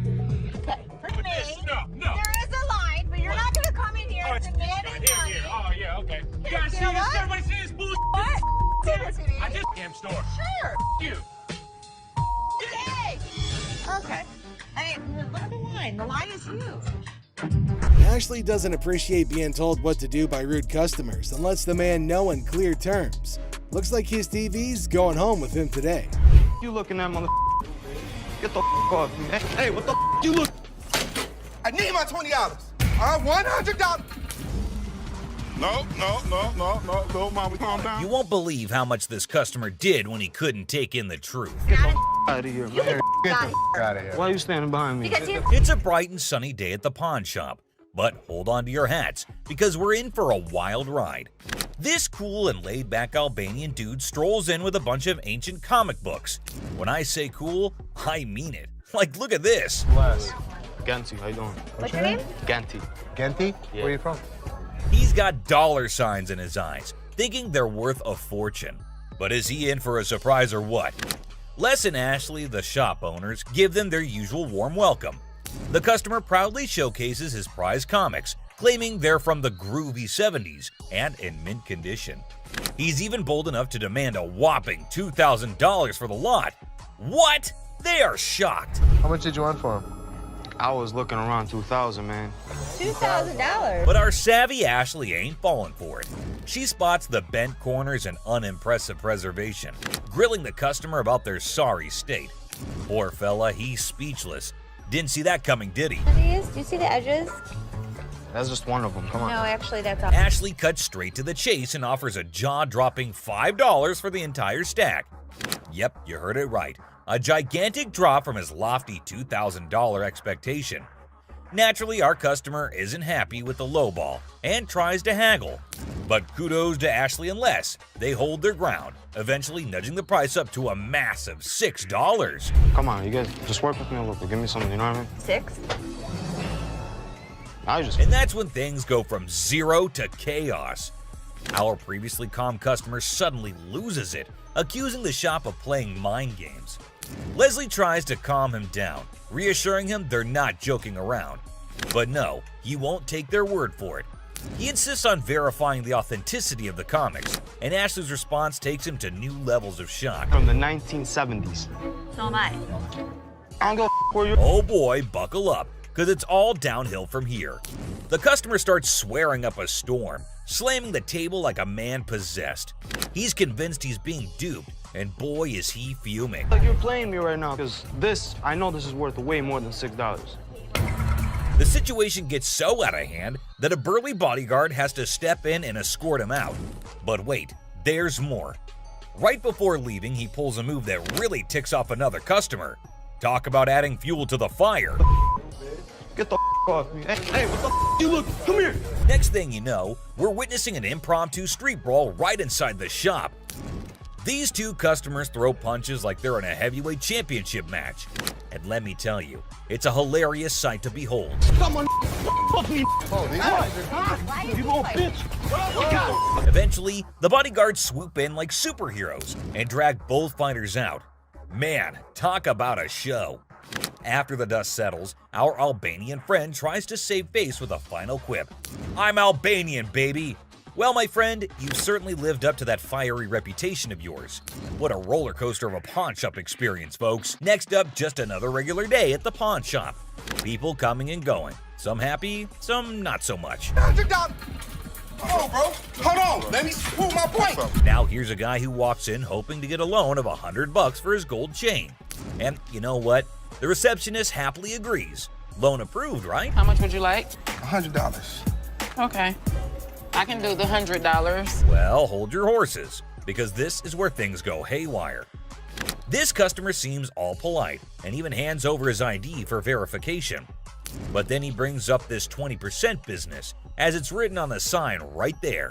The receptionist is completely lost, and the customer starts explaining how he should get 20% added to the $100 loan, making it $120. Put my 20%, right?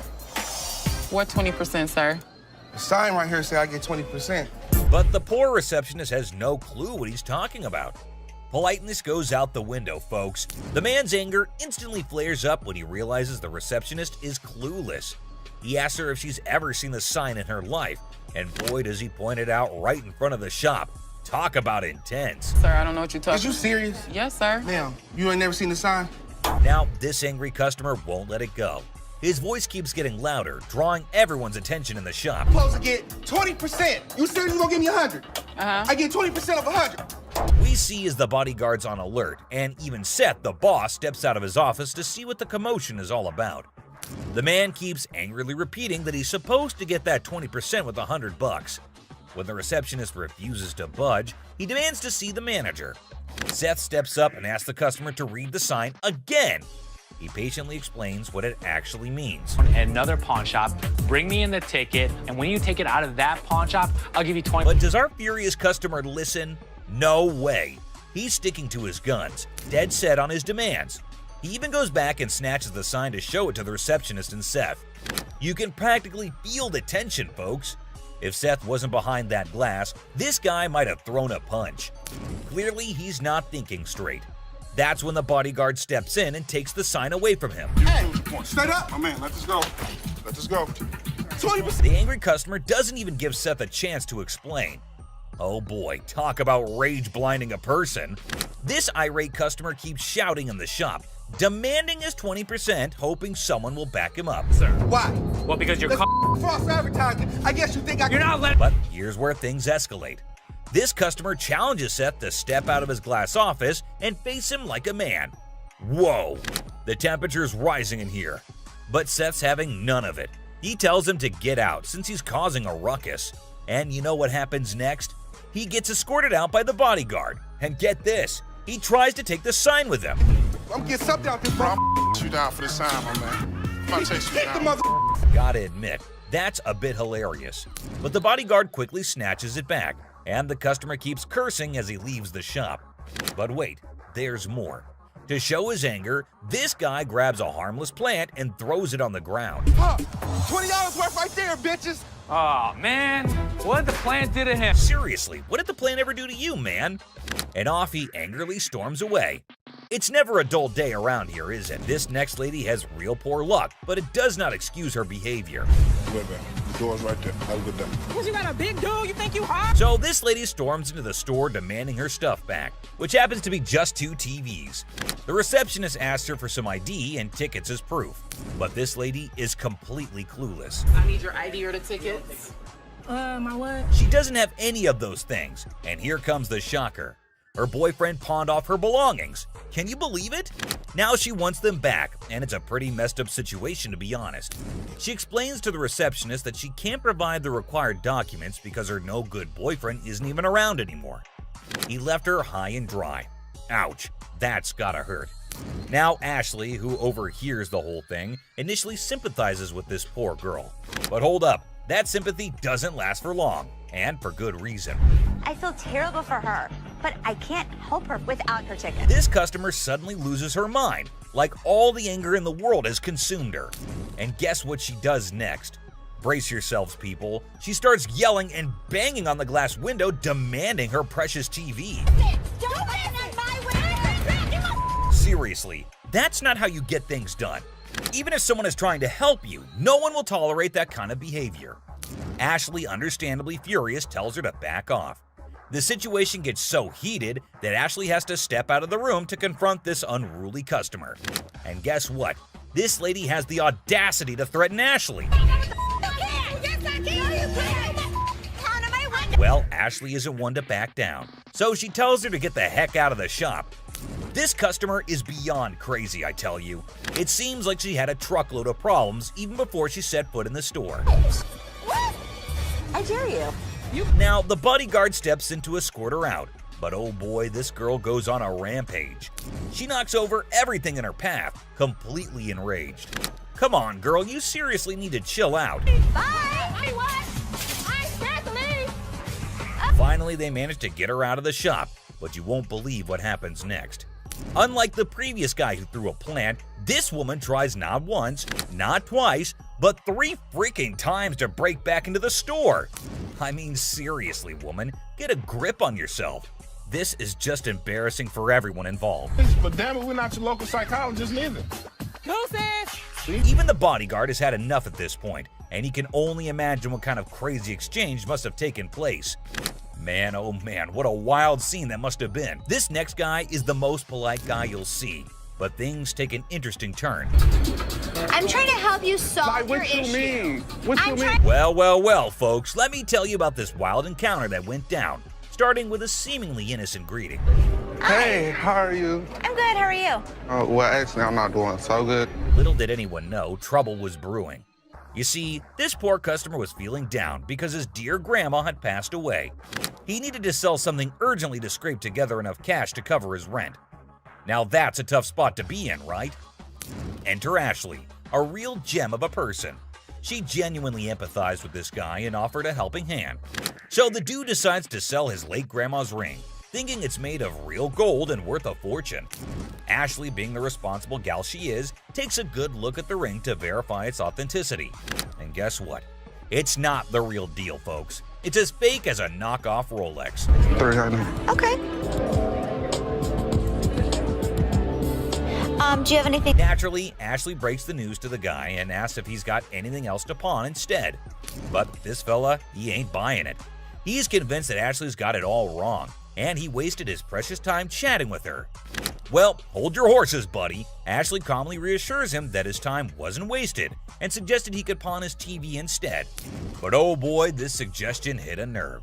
He starts acting all weird and uncooperative, throwing a tantrum. TV. You can pawn your TV. What the I look like? Now, here's where things get intense. Ashley's just trying her darn best to help this guy out, but he's not having it.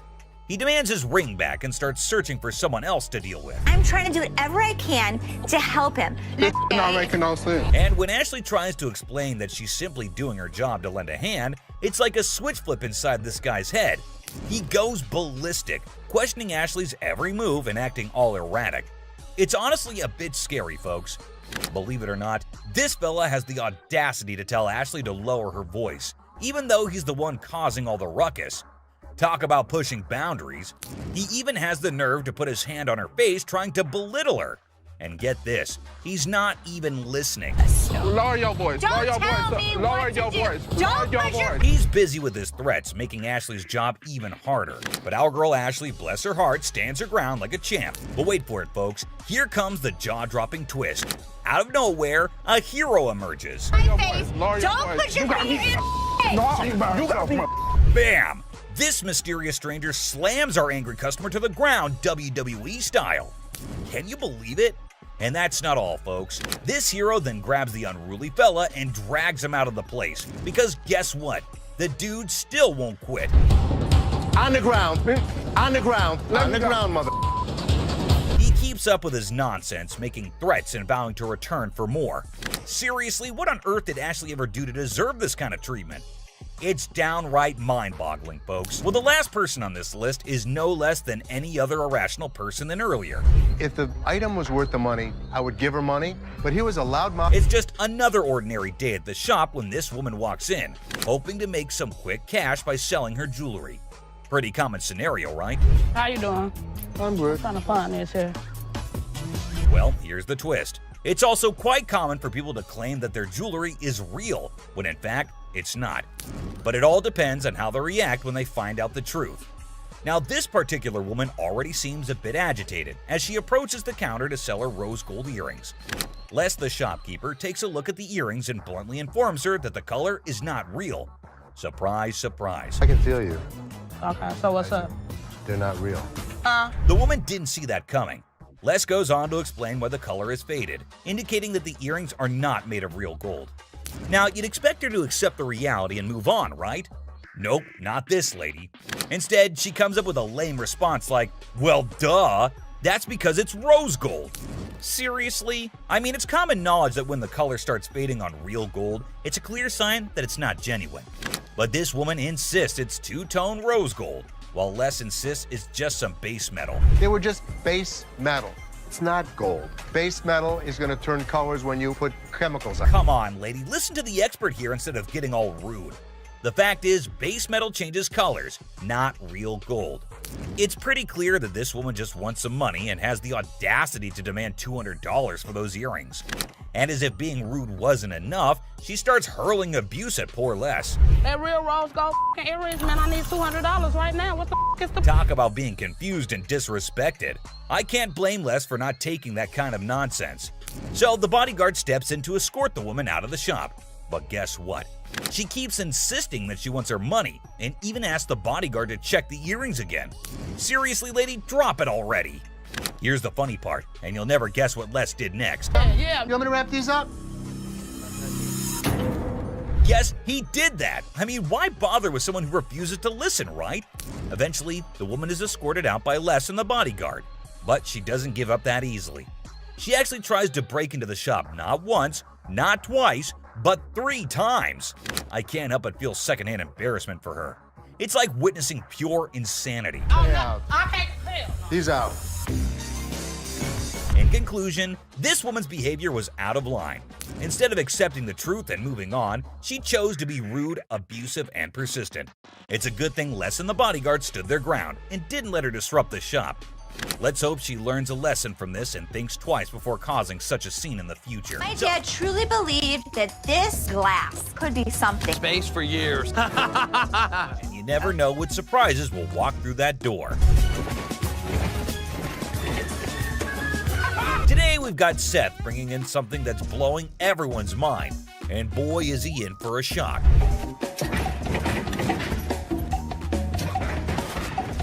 Our friend Penny rolls in with a rare 83 T-top Cutlass, lowrider frames, and a fully customized beauty. Whoa, whoa, whoa! This is the stuff dreams are made of. These babies are like finding a needle in a haystack these days, and you can see Seth's eyes light up with excitement. Easy there, Seth, don't get too carried away. We see all types of old cars come through the store. Does it do the four-wheel hop?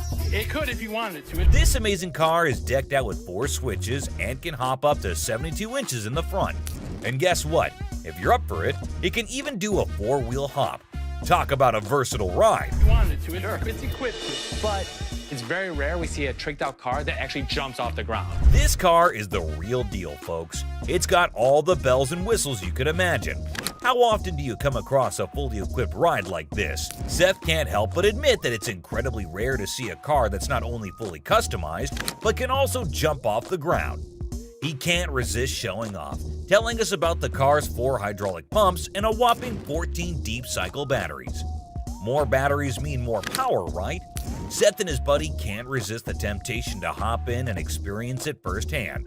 And let me tell you, they are having a blast.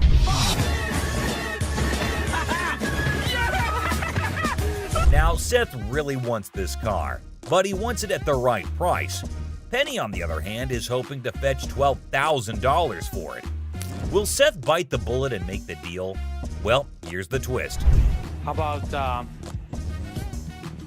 grand? Seth is only willing to dish out $4 grand for it. Whoa, talk about a huge drop. You can see the disappointment on Penny's face. He explains that he spent $4 grand just on the paint job alone. After some negotiation, Penny agrees to settle for $10 grand. But Seth tries to push it further, offering $7,000. You know he wants it.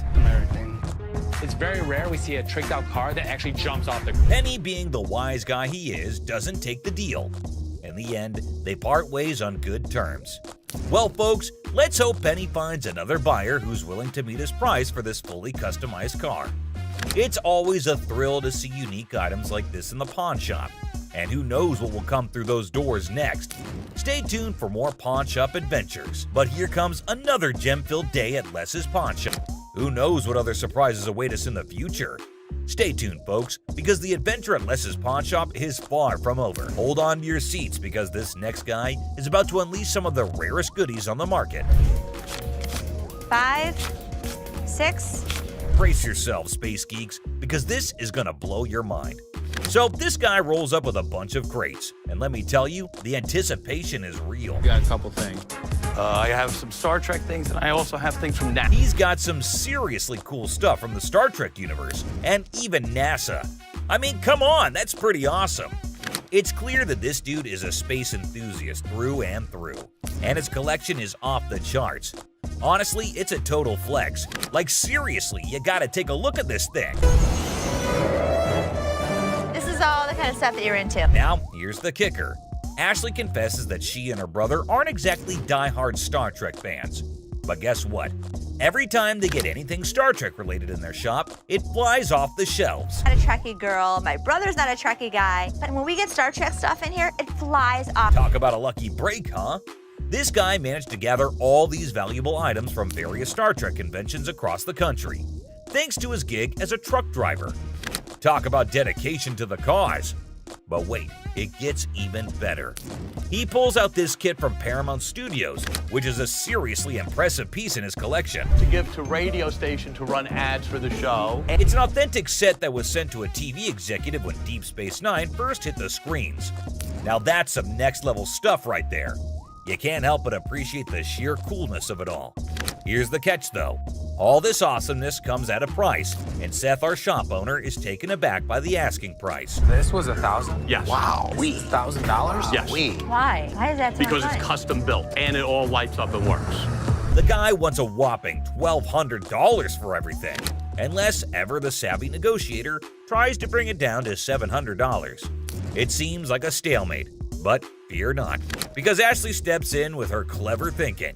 After some intense back and forth, Ashley manages to strike a deal. $7,800. She works her magic and secures all these incredible items for just $800. Can you believe it? Talk about a happy ending. Everyone walks away satisfied. The customer gets a fair price, and our shop owners have some killer new additions to their inventory. Who knew that a truck driver with a passion for Star Trek could bring so much excitement to our little shop? It just goes to show you never know what surprises are waiting around the corner. I kid you not. This next guy just pulled up with a true gem. Checker taxi cab. I don't know about the original miles. Meter still. Can you even fathom it? It's none other than a 1982 checkered cab. Whoa, now that's what I call antique. Take a gander at this beauty. It's in remarkable condition. It's evident that the owner showered this car with lots of love and care. Kudos to him. Did you call for a cab? Did you call for a cab? Now, hold on to your hats because there's more to this story. Our daring duo, Les and Seth, decided to peek under the hood. Lo and behold, their jaws dropped. Look at that thing purr. Don't you lose money because you get there quicker? And it all goes... The engine looks splendid, almost brand new. How cool is that? But wait, there's a fascinating tidbit about this cab. Back in the day, they used to write the rates right on the taxi door itself. Talk about genius. This way, the rates were fixed, making it easier to attract customers. It's a shame we don't see this kind of thoughtful detail nowadays. The door. Did you see the rates on the door? Yeah, I did. The shut-up one is one I like. And guess what? This car enthusiast doesn't just have one of these incredible cabs, but a whopping total of 4. 4, my friends! And out of all his prized possessions, he decided to part ways with one and sell it to this very pawn shop. As long as the price is right and it's in good condition, we can make a profit. Boy, oh boy, Les and Seth should count their lucky stars. Now brace yourselves for the asking price. This customer is seeking a jaw-dropping $10,000. Can you believe it? Les, being the inquisitive one, questions the reason behind such a hefty sum for what seems to be a mere antique car. Sensibly, Seth suggests that the customer take the car for a spin, just to ensure everything is running smoothly. Perhaps then they'll be able to negotiate a fair price. Good thinking, Seth.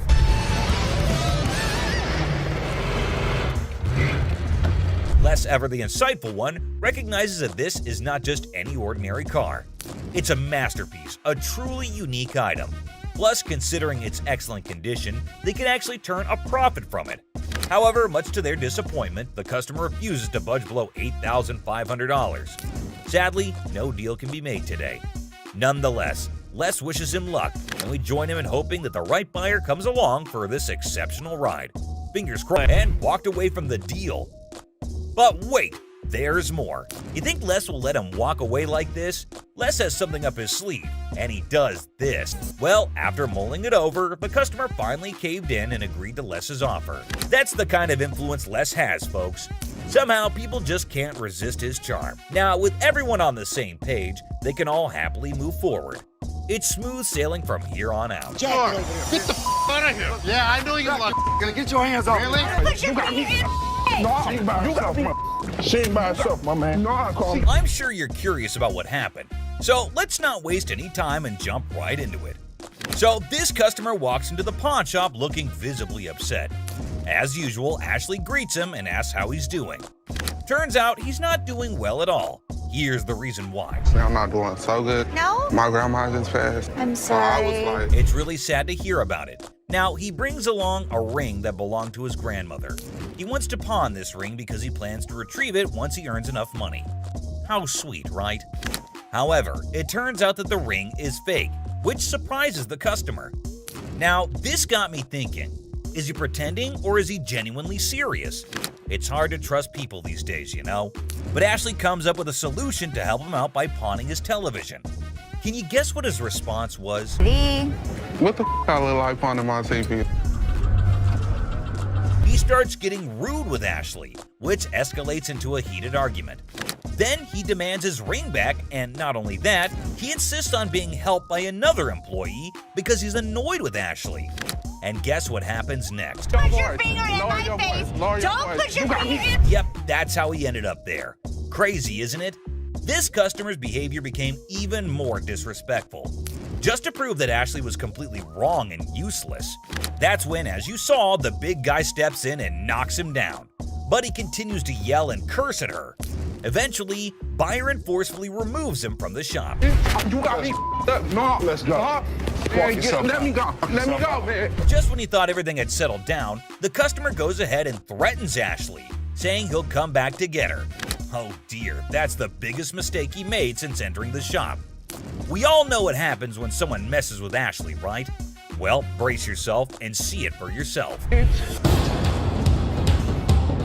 On the ground. On the ground. On the ground. Dang, the customer was literally scared for his life. Next up, it was just another normal day at this famous pawn shop called American Jewelry and Loan, located right in the heart of Detroit, USA. He comes in with his Xbox and immediately tells Les that he needs to get as much money as he possibly can for it. He knew that they probably get a lot of Xboxes anyway, so that does not set him apart from the rest of the regular customers. He reveals that he needs as much cash as possible, and it is all for his girlfriend. I bet nobody saw that coming. This dude walks in and starts spilling some seriously bizarre beans. Now, Les wasn't sure if this guy was pulling his leg or being dead serious. It was a small amount. And Les was clearly not here for his unreasonable demands.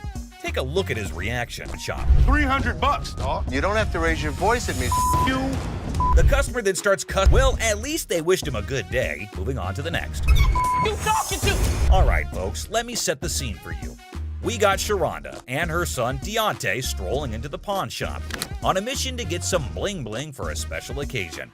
You see, it's Sharonda's birthday, and she's all about treating herself to some classic, fabulous jewelry. But hold up, here comes Deontay acting like he couldn't care less, the helpful employee trying to assist Sharonda in finding that perfect piece. And finally down to the #1 worst customer. And someone finally put him in place. Whew, and verbally abusing Ashley. Who's over you, ma'am? Me. It's somebody that's over you going to give me $500. No, not talking to me. For $500 to bail her man. That's a red flag right there, ma'am.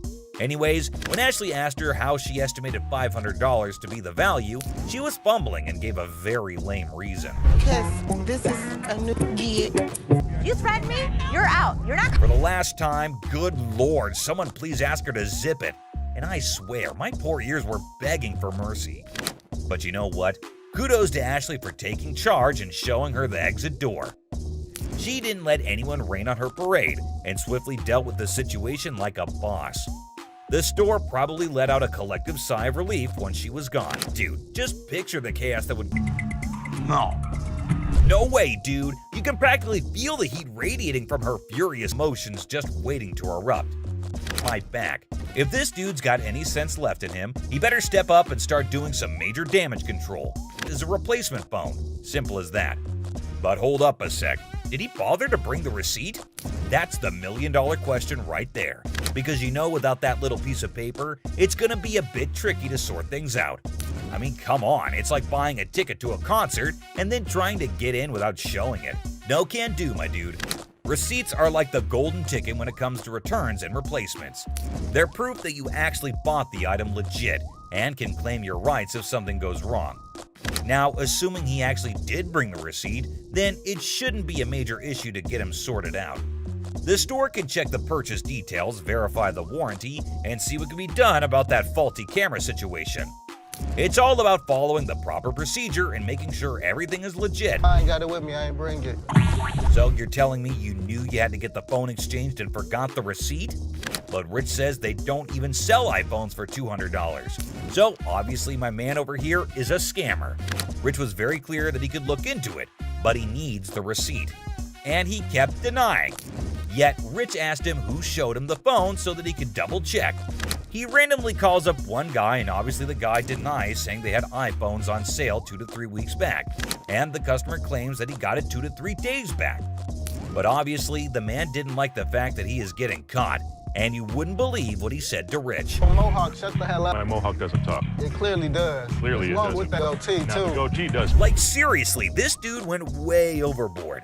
First, he rolls up in here with a fake item that was never even sold to him in the first place. What's up with that, right? And then he has the audacity to start talking back to Rich like he's the boss or something.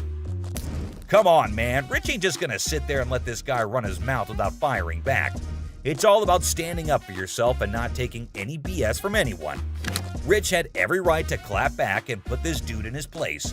I mean, it's crazy how some people think they can just waltz in and cause a scene without any consequences. But nah, that's not how it works here. Okay, did that one work? Pull the things up over your ears a little because you clearly can't. No way, dude. Even while Big Joe was escorting him out, this guy had the nerve to keep shouting at Rich, trying to prove his point. Talk about audacity on another level.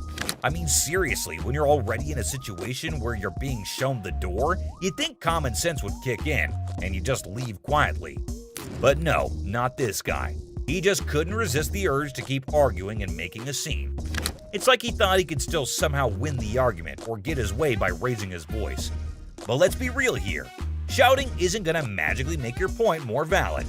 It's all about having a civilized conversation and respecting the boundaries. But man, I can only imagine the frustration and annoyance Rich must have felt having to bear all that unnecessary noise. Send me a picture of the receipt from your phone. Damn, my man Rich definitely got that one stitch on his head for a long, long time. You better be lucky I can't beat your butt. Today, a real gem walked through those doors. This guy, I kid you not, strolls in without a single thing in his hands. The suspense is killing me. What on earth could he be after? Brace yourselves, because this one's about to blow your mind. So a guy comes in asking to tattoo their logo and get paid for it? Now, I won't sugarcoat it. This idea might come off as a tad bit idiotic, but hey, different strokes for different folks, am I right? I don't think that this guy was thinking through this. My dad wouldn't get it done, so why the would this guy get it done? Guess what? Ashley ain't exactly blown away by this whole thing and finds it pretty dumb if you ask me. Just when you start thinking he's all about giving props to the shop, it turns out he couldn't care less. You got any tattoos underneath? Holy moly. This dude means serious business, I tell you. Brace yourself for the mind-boggling price he's demanding for that tattoo. Well, I'm looking in the range for about $1,000. $1,000. Yes. He is so crazy for that. Now we're in a bit of a pickle trying to figure out who the real idiot is, him or Les. I mean, this guy is practically selling himself here. Come on, Les, get your act together, buddy. He's gonna have a new tattoo. Wait, you wear a shirt, so you'd be covering it up. No, I wouldn't be covering up. I'd walk around. But here's the moment of truth. Did they strike a deal? Drum roll. Nope, not a chance. This dude wasn't willing to budge below $500 for the tattoo, which kind of makes sense, I guess. But Les wasn't about to cough up more than $250. $250. Do it. So hey, at least you didn't end up with that dumb tattoo, am I right? Now get ready for this next woman, cause it's about to get interesting. So this lady is trying to make some money by selling these coats to cover her bills. But honestly, the coats didn't look too great, and neither did her chewing. 415. Is that what you said? Well, I said it 400 piece. But Ashley was totally caught off guard by that. And seriously, the price is insane, don't you think? Now she's stepping in, offering some real prices. Let's see how the other person reacts to it. $40. No doubt that's absolutely hilarious. Now they're trying to haggle, but it's honestly gross and distracting when she chews like that. I mean, check out that silly behavior. How's that go? So the bodyguard is clearly here to kick her out, and you won't believe what she pulled off. Boy, I like big boys, yeah. You know, climb up on you, huh? That was just plain weird. But the next one is even weirder, believe me. And speaking of flirting, this next customer is on a whole new level. She's got a necklace in her possession, so she's not showing up empty-handed. But here's the twist. She's actually here for Ashley, or something else. Could it be her sneaky way of striking a deal with the pawn shop? She's got a good personality, and she's so sweet. Oh, snap. That's the thing, guys. A lot of people pull off scams like this. And let me tell you, the way this woman starts behaving with Ashley is just downright bizarre and idiotic. But hey, let's not waste any more time on the theatrics and get down to business, shall we? Can I look that up? Yeah, I gotta give a price. I adore. Now Ashley's starting to feel a bit uneasy with this whole situation. It's not every day you encounter someone acting all creepy when you've never even met them before. And here's the kicker. This woman insists she's been here before. But wait till you hear what the system records actually reveal. And trust me, it's gonna be a shocker. I look her up in the system. She's never been here, right? I can't find her. Well, well, well. Are we really surprised here? This woman just can't seem to stop flirting with Ashley. But what really concerns him is her dishonesty. And let me tell you, her response to it is nothing short of idiotic, yet undeniably hilarious. We've got ourselves a real comedy act unfolding right in front of our eyes. So you lied to me? I do like you. No, you lied. Now, I can't help but wonder if she was just playing her cards to seal the deal, or if she genuinely had a thing for Ashley. Either way, she managed to strike a deal, and now she's out of Ashley's hair. Mission accomplished, I suppose. Now back at the pawn shop. And this time, we have a surprise because we've got a whole cast of characters in here today. Check out this lady starting off all cheerful and friendly, saying hi to the folks at the front desk. But out of nowhere, she does a complete 180 and turns ice cold. What's her deal? But guess what? The computer ain't lying, my friends. The receptionist straight up told her that her precious ring is nowhere to be found. And you know what? It's on her. If she really cared about that ring, she should have shown up way sooner to claim it. But she didn't, so tough luck, I guess. She should have just remembered where she left her stuff. But no. Instead, she's going off like some chatty old grandma, non-stop yapping about it. Oh boy, we've got a real character on our hands here.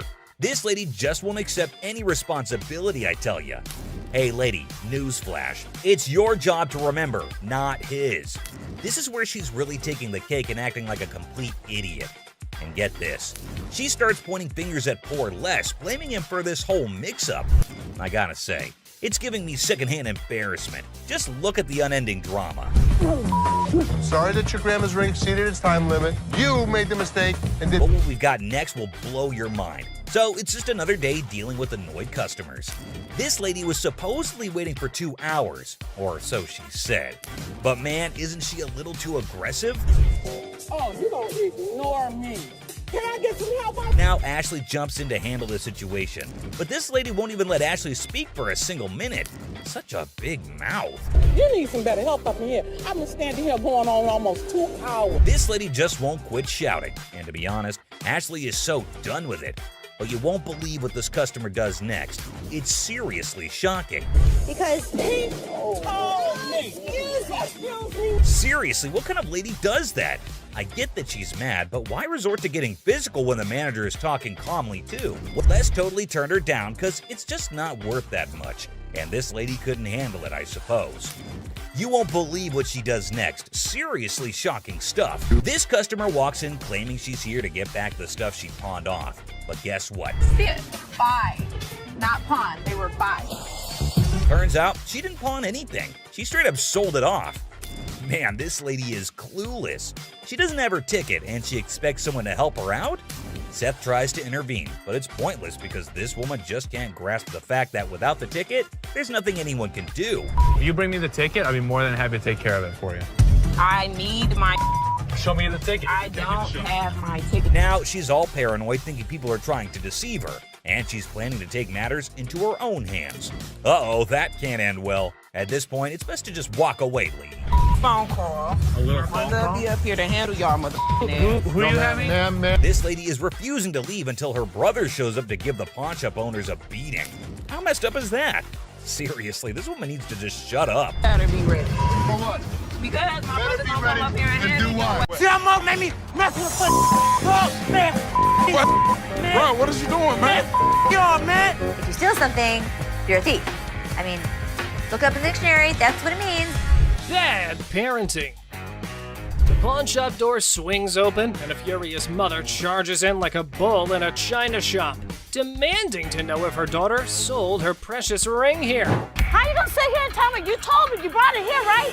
Yeah. It best be here. I don't have it. Now what we gonna do? There's nothing What the I can hell do. we gonna do? Because I need my Nothing I can do. Don't I this belong to my mother. I want my ring. Not a good impression anyway. To defuse the chaos, Ashley stepped up. Let's see if it helped or not. You took your grandma's ring. Yes. And you pawned it. When? The day before yesterday. Okay, so where's your ticket? I don't have it. So let me ask you a question as a mother. Did you press charges against your daughter for being a thief? I'm not pressing no charges against my daughter. Then you can't get it back. No. Get a grip on yourself, Mommy. The woman just won't listen to anyone. Man, where do such people come from? No wonder her daughter's acting the way she is. I came in here to try to resolve the situation. But yeah, you want to figure it out. Hey, get off him. You better figure out some way to get your mom's ring back. Watch when I get your ass home. Now see? Now you got labeled as a thief. Coin thief. Ooh, there's a new player in the game. This fella's got a quarter that supposedly belonged to JFK when he got the axe. And guess who he's trying to sell it to? Les, of all people. This should be interesting. Need a second person to touch it, man. You see this, man? Who was the first? JFK, man. JFK. Hell yeah, I'm trying to get $30,000 for it, man. Really? Our friend here needs to know that he's trying to close a deal with the boss. Yup, the big cheese himself. You know what that means? You better have some answers ready. I don't think this guy even knows who the president is today. What year did they put Lincoln on the quarter? 67. Who's on a penny? Bill Clinton, whatever his damn name is. Well, he means you'll have to take your business elsewhere if you want to avoid glitter and dancing. But anyway, this punk got mad, and here's what happened next. Want to go out for the pass? Please. Man, follow him out. Much, man. Man. Oh, you forgot to ask you. Let's go. See how Mark made me mess with the oh, man. What? Man. Bro, what is you doing, man? Yo, man. Pink coat. The woman swaggers into the pawn shop, yelling that the pink coat is hers. Guess who she encounters for the argument? That's right, it's Les. Well, oh no, she's done it now. What could happen to her after upsetting the big dog? Let's find out. What would you do if a man strolls into your shop with a massive bag? Obviously, you can't wait to find out what's in there. This is what this sneaky guy did. Man, this is my bag. Okay. What's in it? Tell me what that means, because maybe I don't understand what you're talking about. Looks like the man had a top secret mission with this bag. He didn't let anyone unzip it. In my opinion, he's a freak. See for yourself how the whole scenario went down. You can't bring in a big bag into a business and not expect to have it searched. Oh my God. My man, oh my God. What the hell? Wow, that was unexpected. I can't believe what just happened. I might need a moment to process this. It's not something any of us were prepared for. So I'm just gonna let things lie. If I see anything on the news, I'll report that he was here. I saw that. For all I know, there's a half-naked man in a gold G-string running around the streets of Detroit. Holy Pregnancy deal. A pregnant mom walks into a pawn shop, excited to purchase a wooden horse for her unborn baby. I was just here last week, and I seen this horse that y'all had, and I really want it. I didn't have the money last week. For sure. You saw? Where is it? It's right over here. Sure. When are you due? Well, I'm due next month. Oh, it's your first? Yes, it is. Oh, but the down part was that she has no money. How unfortunate, considering her husband left her. Hearing her story, Ashley gets all empathetic and decides to give away the object to the yet-to-be-born baby mama. This is what she has to say. Let me tell you what I can do for you. You give me 5, and then my gift to you is the remaining 15. That'll be great. That'll be really great. Okay? It means so much to me. Well, everything went well for the lady, and even Ashley was proud of herself for doing a good deed. Until this happened. Help you and the baby. What the? Hello? Excuse me? Excuse me? Wedding ring crook. Looks like someone's sleeping on the couch tonight. This wife found a pawn slip for her wedding ring in her husband's wallet. Time to hit up the pawn shop and get it back. So your husband stole your wedding ring? Yes, he took it because we're having financial problems. I get why he did it. I just want to pay for it and get my ring back. Did you make a police report? No, I didn't make a police report. The hell am I going to make a police report for? The angry wife missed the no ticket, no service memo. Ashley can only work with what she's got, lady. Don't shoot the messenger. Let me explain to you how this works. First of all, I don't just look up somebody's name and give you their information. I didn't ask you to give me the information. I asked you to look it up. How hard is that? You look it up in the computer, you take it, I pay for it, we leave. It's not that hard. Okay, I know it's not funny, but Ashley's solution was hilarious. Here's how she managed the situation.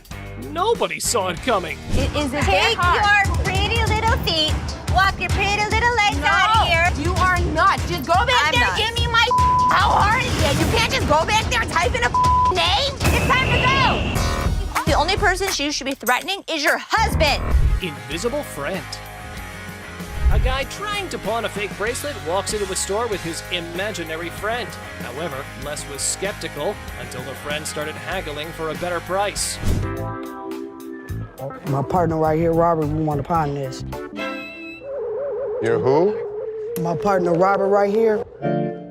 Here's a person talking to an invisible friend, but I didn't see him. Well, well, well. Robert, the imaginary friend, needs a reality check. Maybe this dude should stick to playing pretend more believably. After all, the pawnbroker here is no fool. Robert, tell him, Robert, tell him. This is worth $200. It was a stainless steel bracelet that we don't sell here for $10. There was no way he was gonna get anything. However, his get-rich-quick scheme wasn't so quick after all. The customer's face fell faster than a lead balloon. This is how we reacted to the situation. And he talking about he can't give me nothing for this. What the is that? No, come on, let's go to the outside. I gotta look at it a little more better. All right. I ain't leaving. I'm not leaving, man, until I get some money. I'm not leaving, man. That man, let me go. Stolen telly.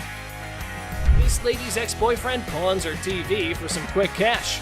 With determination, she enters the pawn shop and confidently declares, "I'm here to rescue my kidnapped TV." I need to get my stuff, my 2 TVs. I need your ID or the tickets. I don't have no ticket or no ID. My stuff was stolen and pawned from my boyfriend. We need him or the tickets. Or... What you need him for? He ain't even nowhere around. Ah, the policy police strike again. No ticket, no claims allowed. And in a spectacular display of logic defiance, here's how she responded to the situation. Listen, don't land on my window. Bitch! What? If I'm gonna have to get ratchet? You don't pound on my window. Yes, I can. No, you can't. Oh boy, it seems like someone stirred the hornet's nest. But fear not, Ashley swiftly shut down those threats like a master conductor. Lesson learned, universe. Okay. Oh, please. Bye. See ya. No. You're crazy. Yeah, I am crazy, and I'll show you crazy. No password. Oh boy, trying to pawn that laptop at the store, but conveniently forgetting your password? Suspicious much? Brace yourself for some dose of skeptical boss lady. You forgot the password. Yeah. How do you forget when's the last time you used this? About a month ago. You forgot your password? Yeah. Try again. She didn't know how to get into this computer. She didn't know the password. She didn't know the username. Oh, so you didn't just find this laptop aimlessly wandering around in the wilderness and thought, hey, I should take this. I'm sure the lady was adamant that it's my laptop. How much did you want to get on this today? At least 165. How's 125 for you? No, I'm sorry, I can't do that. I need at least 165. I mean, I can't do 125. All right, I can do 150, and that's what I can do. Okay, can you do 165 or not? In the blink of an eye, the laptop lady became wild and crazy.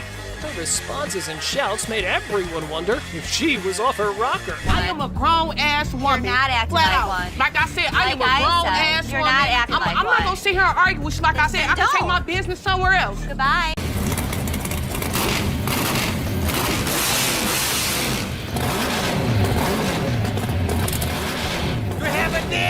Well, online, these things go for $3,050 recognizable comic book heroes. Silver Surfer. Oh, guess what? We've got a bona fide comic enthusiast here. Big surprise. Like, who isn't, right? For $500. Hey, genius. If you're after that dream price, maybe hit up a comic store. Selling your treasure trove at a pawn shop? Yeah, real brainiac move here, buddy. Custom-made electric chair. Folks, take a puff. We've witnessed all sorts of weirdness at the pawn shop, but this fella's cranked it up a notch. Check out his wild sell list. So tell us a little bit about him. We have Halloween retail stores. This is a custom-made electric chair. There's a whole show if you guys want to see it. Sure, go ahead, show us. Hell yeah! I'm really into this kind of thing. This might be the new feature at my house on Halloween. Oh, just what we all need. A bedside toy that screams Halloween 24/7. No biggie, except it's art, not like living in a slasher fic or anything. So we're looking to get about $8,000. Brand new, they're just above 9. And that makes a lot of sense. Right. Buy a used one that's 6 years old. Well, the for cool thing $8,000. about this one is that they don't make them like this anymore. You're There's right, two they made- don't. The new ones are digital. Well, guys, Mr. Ambitious over here is dead set on this mystery item. Heaven knows what his grand plan is, but Les has a style for a bargain. Thank you very much for bringing Thank it you. in. We appreciate it. Damn it. I'm a little disappointed that I gotta schlep it back home, but you know, with Michigan being, you know, like the #1 state for haunted houses and attractions and things like that. Elephant skull haggle. Oh, guess what? No fancy sofa, no blingy ring, and no one-of-a-kind Carta pedal? No worries. How about you trade an elephant skull for some greens? Because that's normal, right? Skull of an elephant. Really? Very unusual. It's very unusual. My best friend had it, passed away, and I inherited this one. It's where the tusks were. I understand that. It came from Africa? Yeah, right. Well, I So- can promise you nobody has ever brought in an elephant skull, ever. That I can Little tell you. unique. Ever wondered where one finds a thing like that? Well, surprise, surprise, there's a thriving market for massive elephant skulls. Yeah, you heard it right. Skull heads. 1,000. That's as low as I'm gonna go. Let me talk to my elephant expert. Africans are buying now for $2,300 and the Asians are $1,900. The good part was, it's worth the money. There is a demand for elephant skulls, but I'll be damned if I'm giving it away. Okay, peeps. When Les locks onto something, prepare for a solar eclipse, because he's not releasing his grip. Anyway, there's a plot twist in this pawn shop drama. I got 700 $100 bills waiting for you. $750. 700. And if you think it's worth $50 for you to schlep it home, It isn't. Schlep it. It isn't. Schlep it. I'll give it to you for 7. You got a deal. Thank you very much. Thank Come you. right Thank over you. here. We'll Thank take you. care All of right. it. All right. Yeah. Mark, thank you. Bone rattler. Okay, people, the granddaddy of speed in the house. Ready to snatch up a drag racing car from the pawn shop? Who knew shuffleboard was just a warm-up? This guy is an expert. He knows all about drag racers. So does Jeff. Jeff is my jeweler, but he's much more knowledgeable with engines than I am. The guy that sold it to me said it cost him $85,000 to put it together. Probably clipping along at about 250 miles an hour. Fire this puppy up. I don't know how to start it. Gather around, youngsters. We got a drag racing sage here, boasting a mere 30 years under his belt. So the wisdom dump is here, as he schools the pawn shop owner. You know how to start him? Sure. I knew you did. How long you been racing dragsters? For about 30 years. Oh. You ready for this? I'm ready when you are.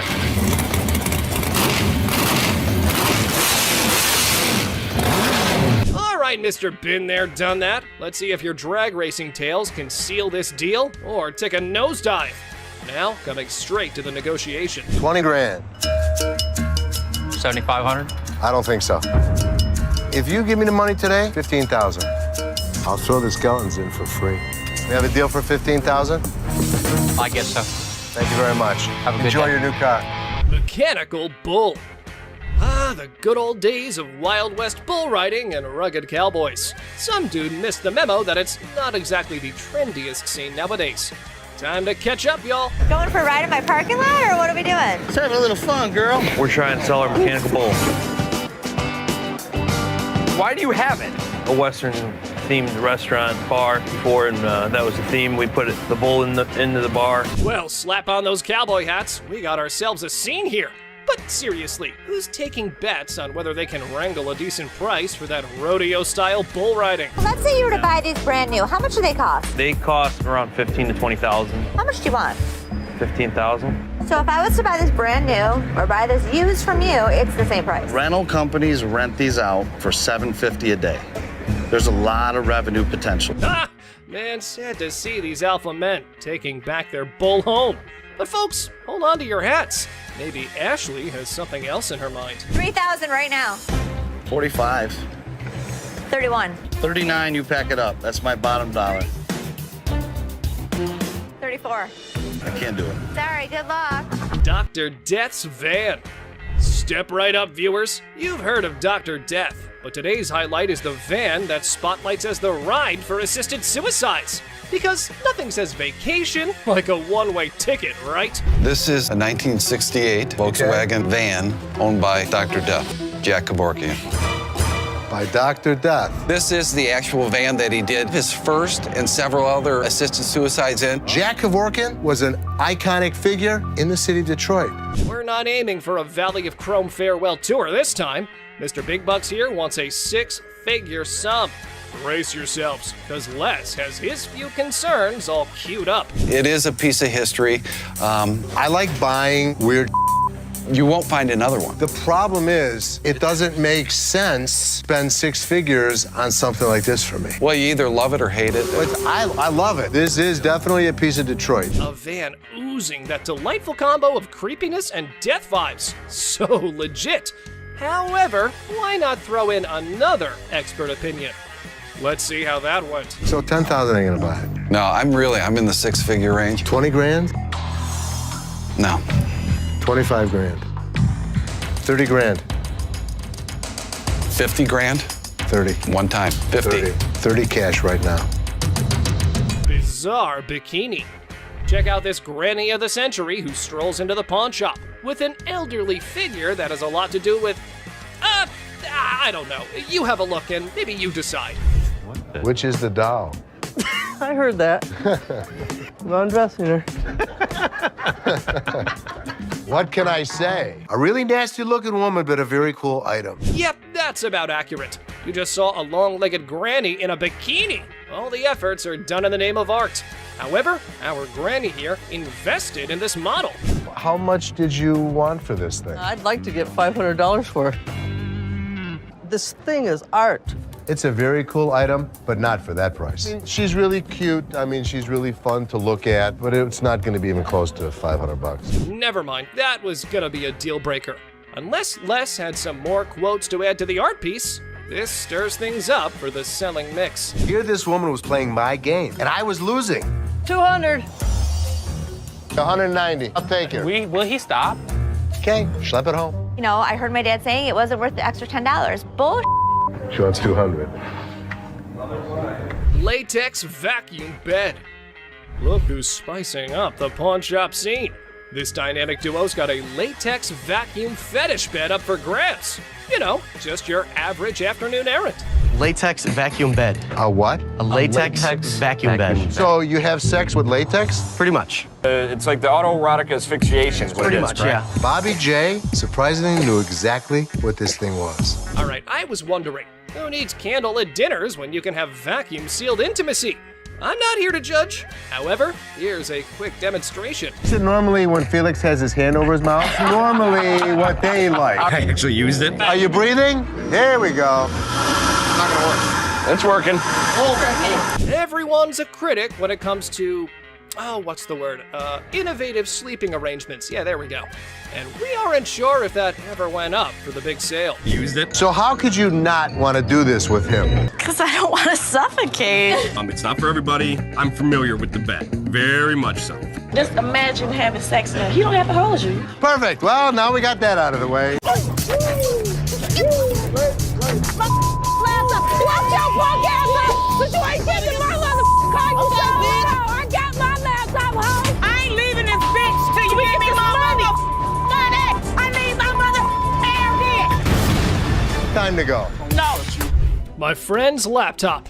Are you low on cash? How about you swipe your laptop, hoping to make a quick profit at the nearest pawn shop? If you want to give it a try, just watch what you're heading into. What the hell? You mean to tell me you don't stole my damn laptop and I don't blame them damn kids for this damn laptop all this damn? That's how you gonna blame me? We supposed to be friends? Got me up. Take my laptop. Ugh, that tension, right folks? However, our big boss Les was unable to fully comprehend the conflict. And he couldn't care less. These people were just up to making a fool of themselves. I think that these women were fighting over laptops. Watch your punk ass home, bitch! Watch your punk ass home! But you ain't getting my car, you bitch! I got my laptop home! But we, being a sucker for drama, sorted it all out. Apparently, somebody's valued belongings were stolen by their BFF. What chance do they have of surviving this unthinkable betrayal? And I'm thinking these Okay. All right, that's enough. That's enough. all this time, my laptop was missing, but I got my laptop. That's all that matters. All right. Earring error. In the dazzling world of pawn shops, we find a woman aiming to part ways with her prized earrings. But only if things were that simple, then there wouldn't be a whole show made out of it. I'm here to pawn these earrings. Okay. Trying to get $350 for them. Why do you need the money? It's none of your business why I need the money. Pawn my mother jewelry. We all know that our big boss here has quite a keen eye for the merchandise he deals with. And warning, you better watch out if you try to sell him a knockoff. These are real. They are real earrings. They're just not real diamonds. They are. No, they're yes, not. they are real. How the you gonna tell me just by looking at my that they not real? They're not real. As things were getting hot, the woman kept getting non-negotiable. That definitely makes a reality TV treat. Keep it coming, girls. Ladies that act like ladies are treated like ladies. No, it don't work like I ain't leaving this bitch till you give me my money. I need my mother. Time to go. Stubborn guy. Our Mr. Clumsy here managed to turn his girlfriend's car all wrecked up. Now, he's off to pawn his genius-level ideas to fix the car and his relationship. I need to pay my court fees. I got a DUI, crashed my car. Well, her car. I took her car with a couple friends. You just need to get as much as you can. It's not your damn business. I'm here for you. All full of himself, he went all gangsta mode on Seth, trying to get money for 2 of his rings. Did it work? Nope. However, things were about to get more annoying. What's the highest you'd go? $900. That's ridiculous. Tell him what it is. No, don't tell me what to do. Stop talking. Stand behind me. What's the problem? Tell her to stand behind me. This is men talking right now. Our boy's respect for his girlfriend shines through as the negotiations heat up.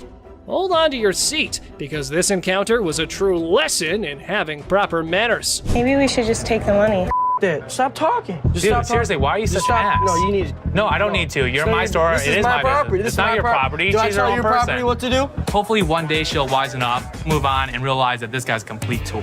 Mother-daughter feud. Well, ladies and gentlemen, hold on to your liquor bottles for a heartwarming episode of Mother-Daughter Treasure Hunters. They had gathered some priceless junk to fund their world tour. So what you got? I got some really expensive stuff. Show me. Some old liquor bottles. Some old albums. Stamp book. Don't you think he worth something? No. You got a whole lot of nothing going on over there. But wait, Les examines their items and deadpans. Sorry, ladies, it's all junk, no worth.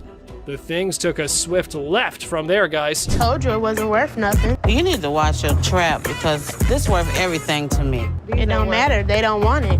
This is not junk, okay? So don't you comment on. I told you. So you better not don't. to come here. You better don't go there. Gas. You better don't. You better don't. It's like watching a comedy where emotions run high over little treasures. They both argue fiercely about sentimental items. Talk about teaching your kids some manners. I will kick your ass. I'm your mama. You better don't. How the heck you better don't. No, you get the off my. I thought it was kind of funny watching the mother and daughter argue with each other. Okay. All right, that's enough. That's enough. Body slam. Our guy claims his grandma's ring is a lost treasure. Well, that part's for Ashley to decide whether it's real or something that came out of a cereal box. How much are you looking for? Is this enough to pay rent? How much is your rent? $300. Okay. Do you have anything else? Because this unfortunately is not real.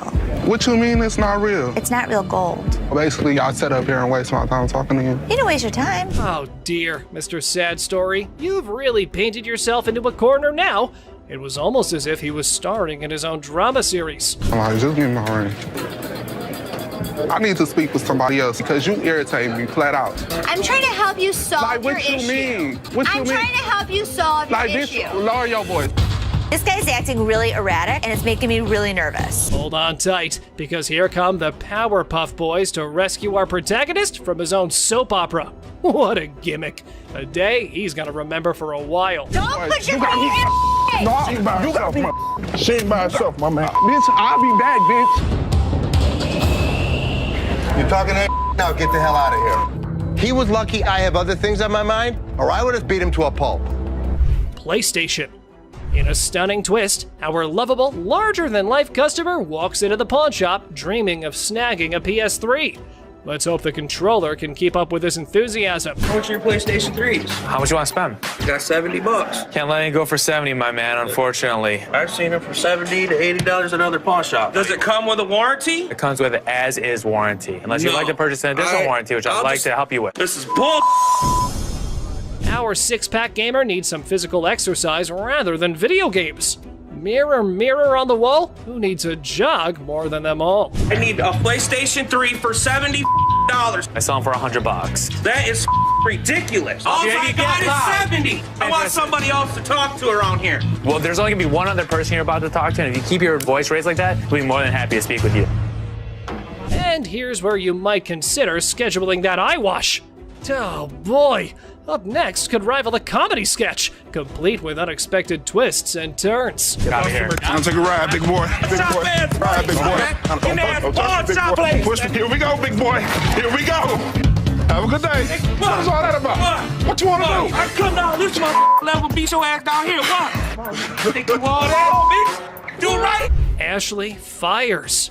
So, guess what? There was a worker at the pawn shop who some folks thought might be stealing stuff.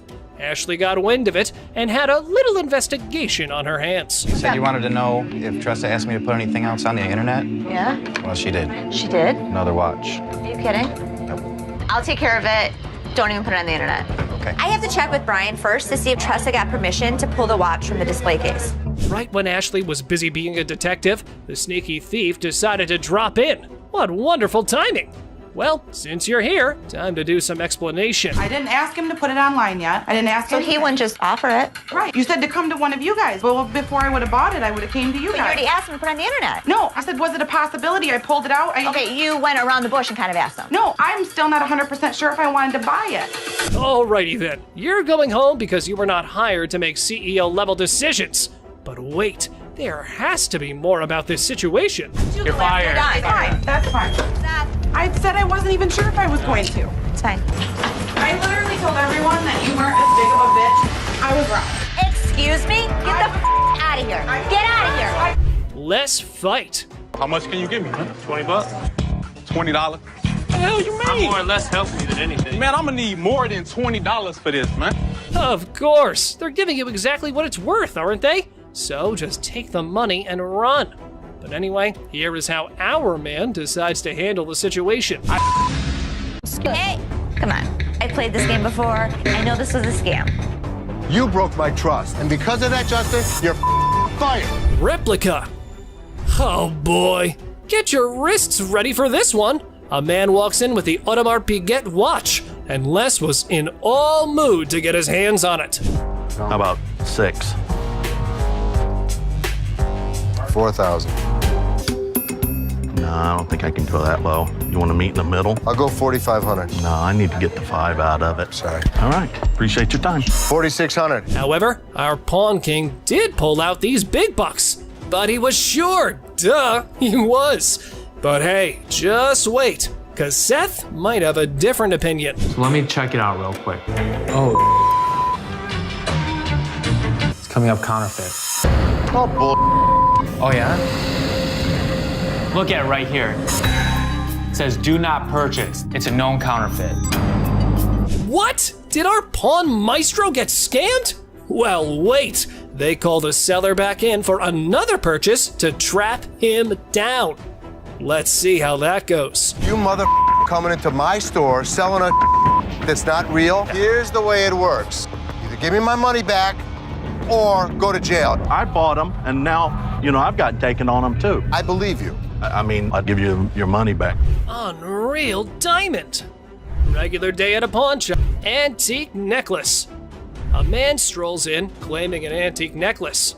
Now he faces the daunting challenge of convincing the pawn king Les that it's the real deal. Good luck, buddy. It's been passed down from generation to generation to generation. Now it's mine, and I'm trying to put you in the game with this crystal antique rosary. So how much can I get? Well, you can't get anything. It's not diamonds, it's not gold, it's just crystals. Well, I ain't no expert, but definitely, that necklace was nowhere near being called antique. Mr. Too Much Full of Himself was clearly up to no good. How much would you pawn this for? I won't take that in pawn because we only take precious metal. It should be precious to you. Why should it be precious to me? Because it's antique. Didn't you hear that part? No, I can't take it. I'm sorry. But I think you need to work something out with me, man. This dude just thinks that saying antique will make his necklace any more valuable. What a joke. How about we let the jewel expert take care of this one? No deal. Deal. How much you gonna give me for it? I'm gonna start on the way out the door. Hey, hold on, man. Hold on, brother. Hold on. Look, hold on, man. Hold on. I can leave on my own. Hey, what are y'all looking at? What you looking at? Laptop room. Big Boss Les randomly stumbled upon a screwdriver by the laptop storage room. Turns out, someone's been making off with pricey merchandise. Oh boy, I don't like the sound of that. I go in the back and I see this screwdriver next to the laptop room. Explain that. I caught Justin just the other day breaking into the laptop room trying to get a laptop. You didn't fire his ass that minute? Next time I catch him doing it, I was gonna fire him. Let's call his ass out. Uh-oh, looks like someone's in trouble. Les decides to call a meeting with staff to unmask the mystery thief. And for a reminder of how tough things can be for everyone. Randy, as running this back, tell me what the is going on with this door. When we needed to get in that room, I didn't have the keys. I needed to get in there to get that laptop, so I just went in there and got over. But you have permission to go in there no matter how you get in there, you have permission. Am I correct? Do you? Well, ladies and gentlemen, Justin's in the hot seat now. The trigger's been pulled his way, and it's decision time. Will he take the bullet or do some fancy dodging?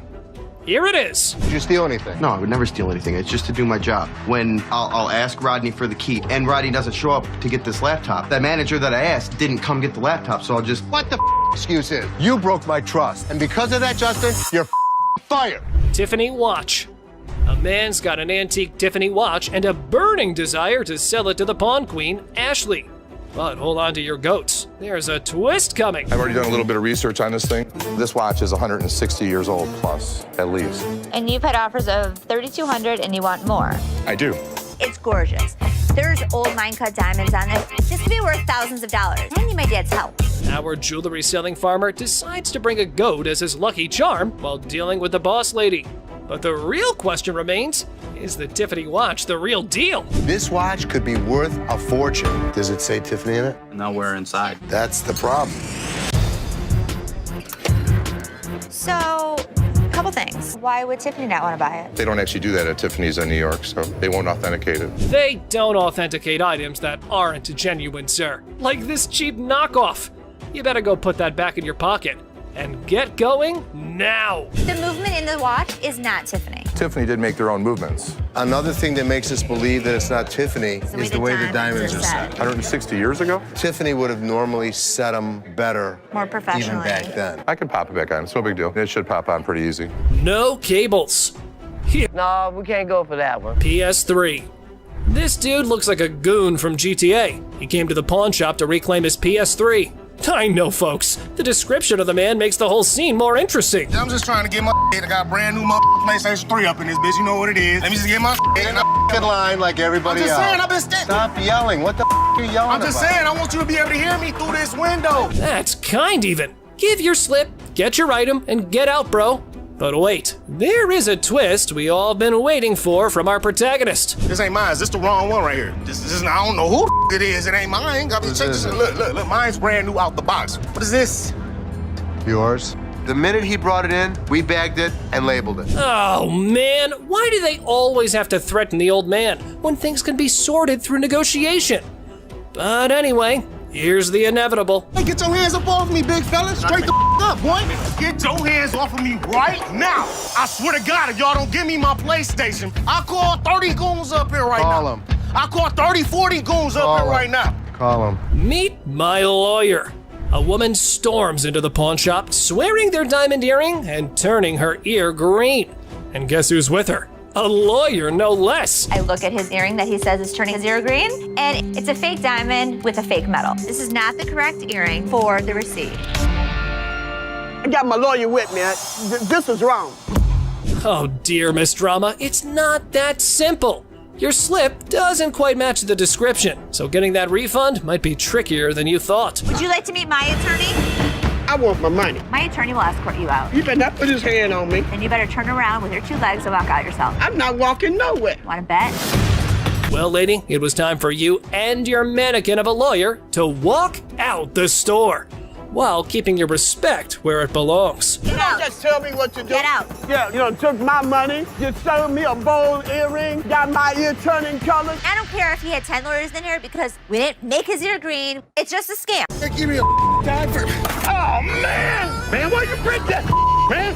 I did not drop it on accident, man. I didn't break it. I thought it was you, man. Oh, that's good. Now you should have that. Where's Nikki?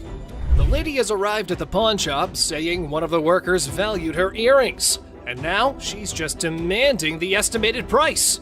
What a mind wreck, I gotta say. Who'd you talk to? Nicole? Over the phone. Yes, But ma'am. we don't see them over the phone. She is lying. Can I see your merchandise while I'm at work and while you're sitting in your living room? You need to come in, you need to evaluate your earrings, we need to test them. Where Nikki at? Nikki. Nicole. Ashley, ever the detective, was in suspicion mode, attempting to dissect the situation. However, the customer's reaction swiftly threw a wrench into her gears. Listen, it's real diamonds. All I know is I need my 400. I'm looking at the diamonds, and I know right off the bat the weight is just not gonna make it. I can do 185. So what you're saying is you're not gonna give me that $400, right? No, I'm not. And you're not gonna come in here demanding money from me. Yes, I am, because that's what I called for. Well, it appears our lady has raised some eyebrows about her sanity. The idea of consulting Nikki to identify this loudmouth was now on the table. Where this bitch at? Excuse me, this is Nikki, and Nikki, she claims she talked to you at 10 o'clock this morning. I don't even know her. I need my money right now. She was very confused, but I know one thing for certain, Nana needed to go. Phone call lady.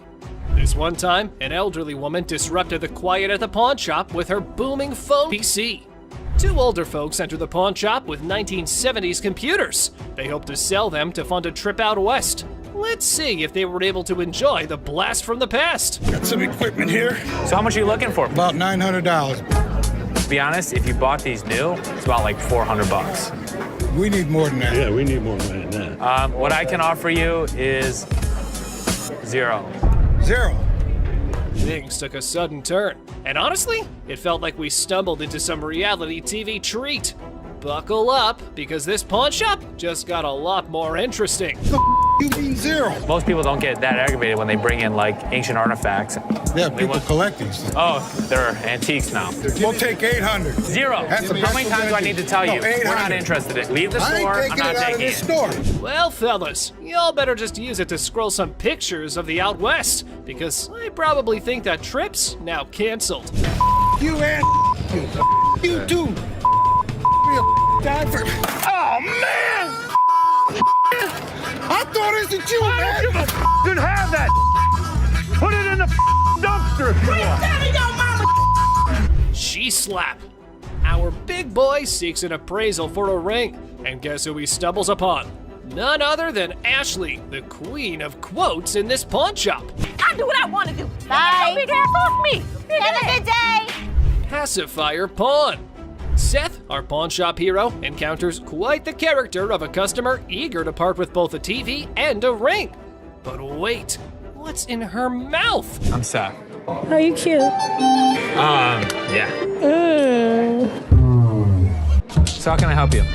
I'm just bringing, my TV and my ring, trying to at least walk out with 800. Let me see your ring. That's right, lady. Our Seth here wasn't going to crack open with that pacifier or your flirting skills. How about we cut to the chase and look at the valuables? Her ring was pretty nice. It has diamonds. It's 10 karat gold. Her TV was relatively nice. You still answer my question. I said what you wanted. I know, I said I'm good. So, you need a loan or you want to sell it? Loan. Loan? About $300. Want to taste my ring? No. Or lick it? What did she just say? Well, even if the sun rises from the west, I ain't putting that in my mouth. How about we look for someone who might? Would you suck on that pacifier for $20? You can lick it. I know you want to. Yeah, you. Ready?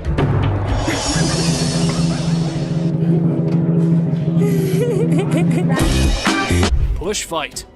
Two buddies square off in a pawn shop brawl over one friend's attempt to pawn the other's beloved PlayStation without permission.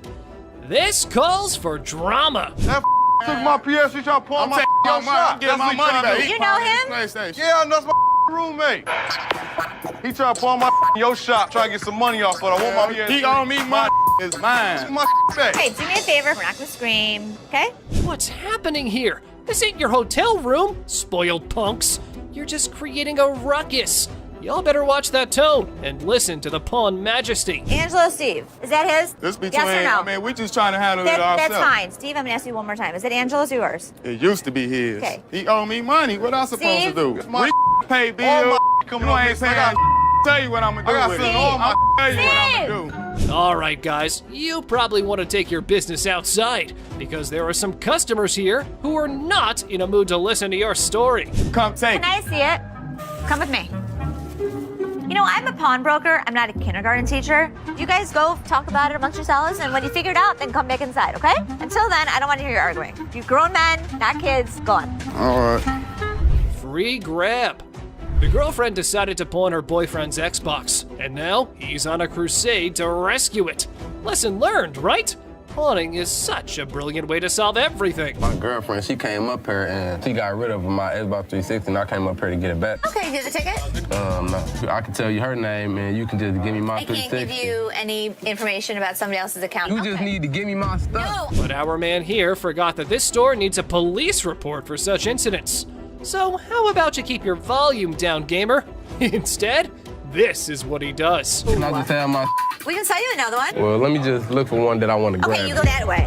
Wait, right Hey, what here. else 360 there, and bro? I'll sell you one. Stop right here. No, ain't no And I'll selling. sell you one for $200. No, I can grab one for free. Excuse me? Yeah, you can heard. do what? What in the world was this dude thinking? He was running around like it was a jogging park.